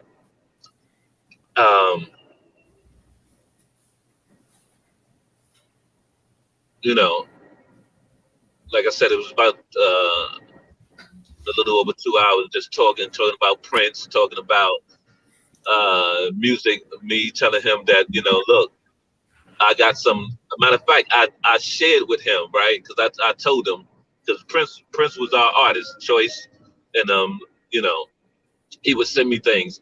April would send me videos or whatever, right? So I said, look, check this out, man. I'm doing a Prince tribute EP. Because I just felt like I wanted to do it, and I actually sent him 2 of the demos of the 5 songs or 6 songs that I'm gonna do on it, and he just loved it. One was "If I Was Your Girlfriend," and the other one was "Sign of the Times" that I sent him, and it's just totally just different, And I heard another brother talking about, his love and taste for music, digging back into the crates. And then I started remember us with just going to St. Mark's, right? St. Mark's, isn't that something, right? Going to St. Mark's in the city and going buying vinyl, man. This was back in 87, 88, just buying vinyl, man. And it just couldn't wait to get home and listen to it, and so I know Mark, in touch with his mom, because I had him, besides thinking about him and thinking about her, I thought about his mother, and just knowing the fact that he is her only son, and I said, God, I can't even imagine Phantom how she is feeling right now, Right. I think about and I hope I'm not going too long on, because I'm right now, it's just off the top of my head, man, because this couldn't be rehearsed, this couldn't be rehearsed, because you didn't expect this, I'm thinking about. It's funny, man. His grandfather is coming into my head, man, because I knew him that long. When his grandfather was still alive, you know, and his uncle, you know, Frankie and the twins, they grown now. Mm-hmm. Babies, and you know, and I'm like, damn, that's family, man. That's family. I mean, staying in each other's houses overnight, and you know, I'm just happy that he accomplished a lot of the things that he wanted to accomplish. That he found his niche into into sports. You know, which I had never known that he was that much in, other than, you know, playing basketball. And you know, but I got a chance to listen to the show, and but that was further back, and I remember just chatting with him, man, saying that, no, you know, the show sounds good, man. You know, I wish you well on this, you know. Yeah. Okay. Yeah. So, you know, I got a different perspective on death, because for me, death is life, life is death, you know. And as much, and rightfully so. I mean, that's where people go to, you know, the rest in peace and everything like that. But I'm like, man, I know he's alive. Probably listening to Prince somewhere. I done talked to him about a half a dozen times driving. Listening to Shanice Wilson, listening to Prince, and just talking to him, man, because, you know, I know that he's here. I know that he's present, you know, just in another realm somewhere. And I told him, man, I said, yo, look, if you run into Nubian, you know what I'm saying, tell him I miss him, and y'all keep funking, and keep doing what y'all do, you know. Man, so many stories, man. I had a chance to tell someone that's very close to the both of us, someone that he introduced me to, that I consider one of the loves of my life. And she was just totally, because she had just spoke to him not so long ago, and she was just lost it, you know. And you know, again, she has her stories. You know, she spoke about you, Mark, and Lawrence, and someone else was another person. You know, so, you know, just going back to her foundation with Mark, with church and everything like that. You know, yeah, I got plenty of stories, but I don't want to hold it up. You know, just in case somebody wants to chime in. Matter of fact, I do have somebody who wants to say hello to you, sir. Your mic is live, sir, LT. That's a voice I haven't heard in years. Not Super Lover Will, now Shadi Haru, not my man. Okay, so that's somebody that knows me from way back. That's somebody I you know how many incarnations that I done metamorphosized into. So I can't recognize the voice, but you recognize my voice. So that's great enough. Not good enough, but that's great enough. I know how you'll know who it is. Huh? I say, I know how you'll know who it is. How did you learn about music? Oh man, that's I learned about music? No, not you. Not you. Him. Okay. That's an easy one. I always said, before I ever even knew what my man was teaching me, the person that taught me that everything is on the one is my brother Will. 1, 2, 3, 4. 3, 4. Now dig it. I swear on everything I love, I was gonna go into that, right? But hold on, where am I turning? I was gonna go into that, but again, I didn't wanna tie it up, right? And I was thinking about that, and I was talking to Brian, and I was thinking about choice. I was thinking about choice. I was thinking about Brian. I was thinking about you. I was thinking about Little Mark. I was thinking about pretty much anybody that came into my direction from that 86 and up with that one, man, with that funk. That's it. On the And one. everything is on the one. And I'm telling you, if every, huh? Mark used to hate that. Mark got that. If Mark, Mark, wherever you at, you let everyone know the way that you want to let everyone know in the spirit realm that you got on the one from me, brother. You know what I'm saying? And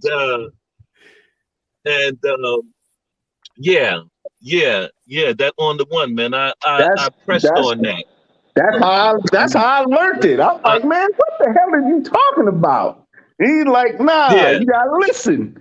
When I sample this and you start to rhyme, we coming off the one. I was like, man, what is this dude talking about?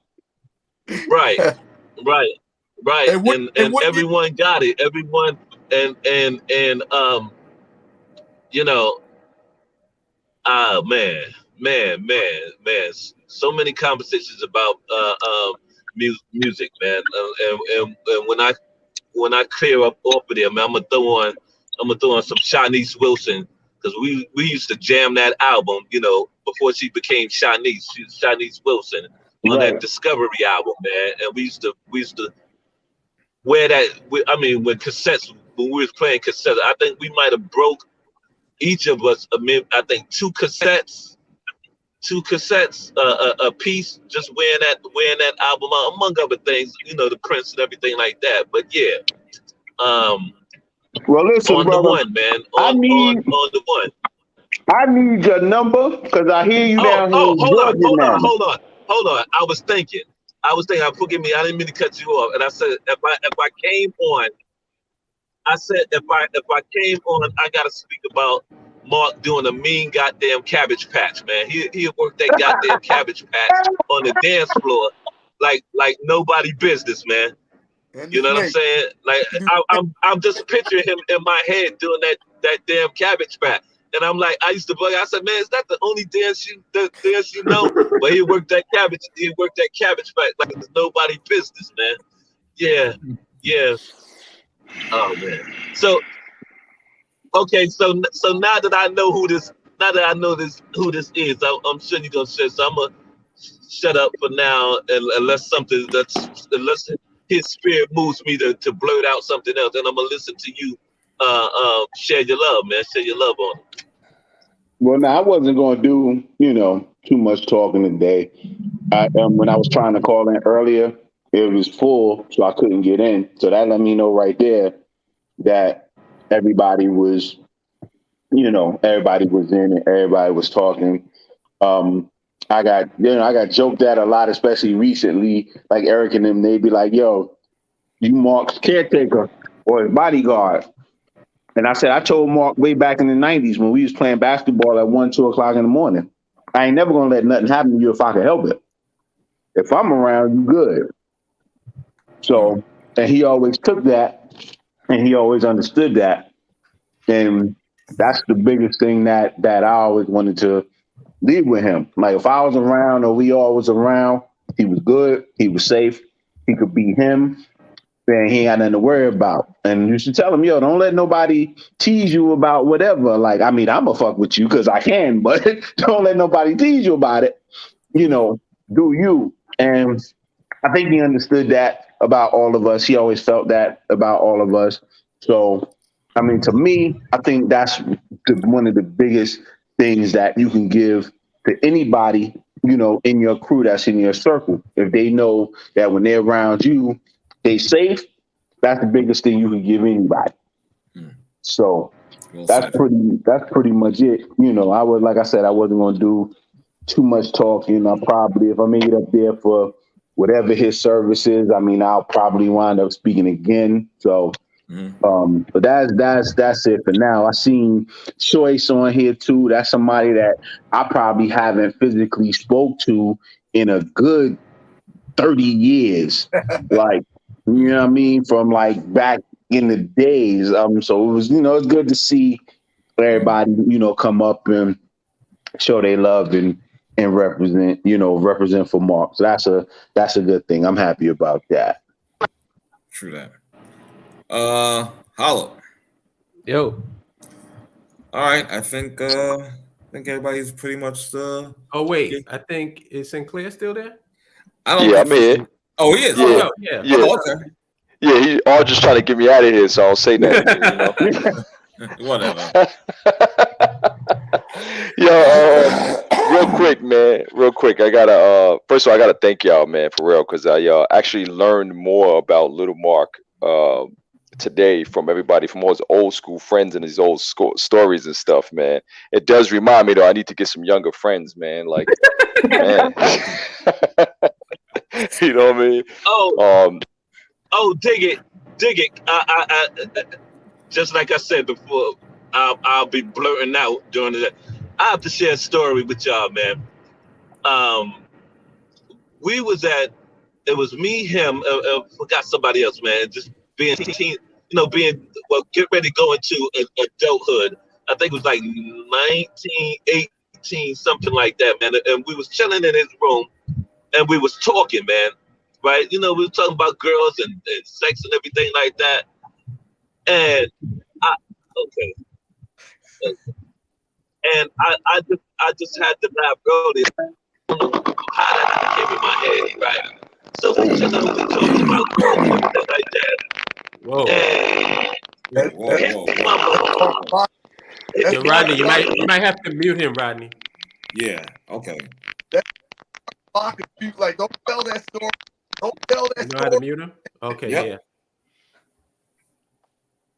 Troy said somebody sabotaged that. Somebody sabotaged him right there. Mark is like, don't tell that story. He's like, nah. Yeah, like I said though, man, I gotta thank y'all, man, for sharing the stories and all that, because I met Little Mark. I guess it was around Who's House time. What year was that? Oh God. What year was that, yo? I don't even know. Yeah, I don't even know my damn self. I would. But in either case, I met him. Right, yeah, definitely before COVID, pre-COVID. Right. Definitely met him around that time, and I will say since then, talk about ride or die. Talk about ride or die. That dude was at everything, yo. You know what I'm saying? I'm pretty sure there's some things I ain't even invite him to that he still showed up at. You know what I mean? I'm like, damn, man, dude, don't play. And then some of that stuff was so far away. I'll be like, yo, how'd you get here? Oh, I took the train. I'm like, how the hell did you get here by train, bro? Like, I didn't even know there was trains that come out here. You know what I'm saying? So yeah, definitely ride or die. It's good to know that he has been the same person his whole life, which is crazy to me because I've been at least 7 different people in mine. You know what I'm saying? So yeah, I gotta just thanks a lot for this, man. Mark, man, the last couple of years, last 5 years, I guess, I've lost. Yeah. Man, some of the closest people to me, man, and just so many people, man. It's been, I'm almost like numb to this now at this point. Like, like it's crazy. But this has been good, man. It's been positive. You know what I'm saying? Like, and to literally like just like somebody was saying, all the stories, it's so him. It don't matter what time period you took it from. You know what I'm saying? It's always he's been the same exact dude, which is crazy. So yeah, man, just thanks a lot for the space, man. That's pretty much all I had to say. All right, man. Love you, dude. Thanks, brother. Yeah, same, man. Your family, man, for real. Word. No doubt. All right, Sinclair. Yep. All right. So I guess we that's a wrap, son. Yeah, I guess so. But we what? got a nice little 3-hour tribute to my brother. That's cool. Exactly. And this is going to be archived on YouTube. Yes. So it will be forever, perpetually. Forever. You Exactly. can download it if you want. Exactly. And also I want to say thank you again. Thank you to everybody that commented, shared their stories, their testimonials. Thank you, people in the chat room. There's so much love for our brother, and of course he'll be missed. And as far as in the paint goes, that legacy will live on. I promise you that. You know what I'm saying? Because that'll be me and a host of other people. Yeah. So we're gonna keep that going. You know what I'm saying? I can tell you that from right now. That's just what it is. Love you, brother. You know what I'm saying? You will definitely be missed, man. It's not gonna be the same without you. You know what I'm saying? So I'm gonna carry you forever in my heart, man. You're a good dude. You know? No doubt. Hell yeah. And your R, if Yes, you need sir. me, I'm here. Thank you, brother. And vice versa, brother. Vice versa. Yep. No All right? doubt. That goes to all of you out there. All of you. All right? Yeah. All right, brother. So I'm gonna keep my blackety black self over here though. So all right. Peace out. Y'all have a great rest of your night. All right, hey Choice, man, good to see you, man. Like I said, you probably somebody I ain't talked to in 30 good years. Well, you make sure you're up there. When we get the news, I'm gonna go by and definitely pay my respects. And Oh yeah, that's what I'm waiting to hear too. I'm waiting to hear the dates and all of that. Definitely. that works, brother. Definitely. All right, man.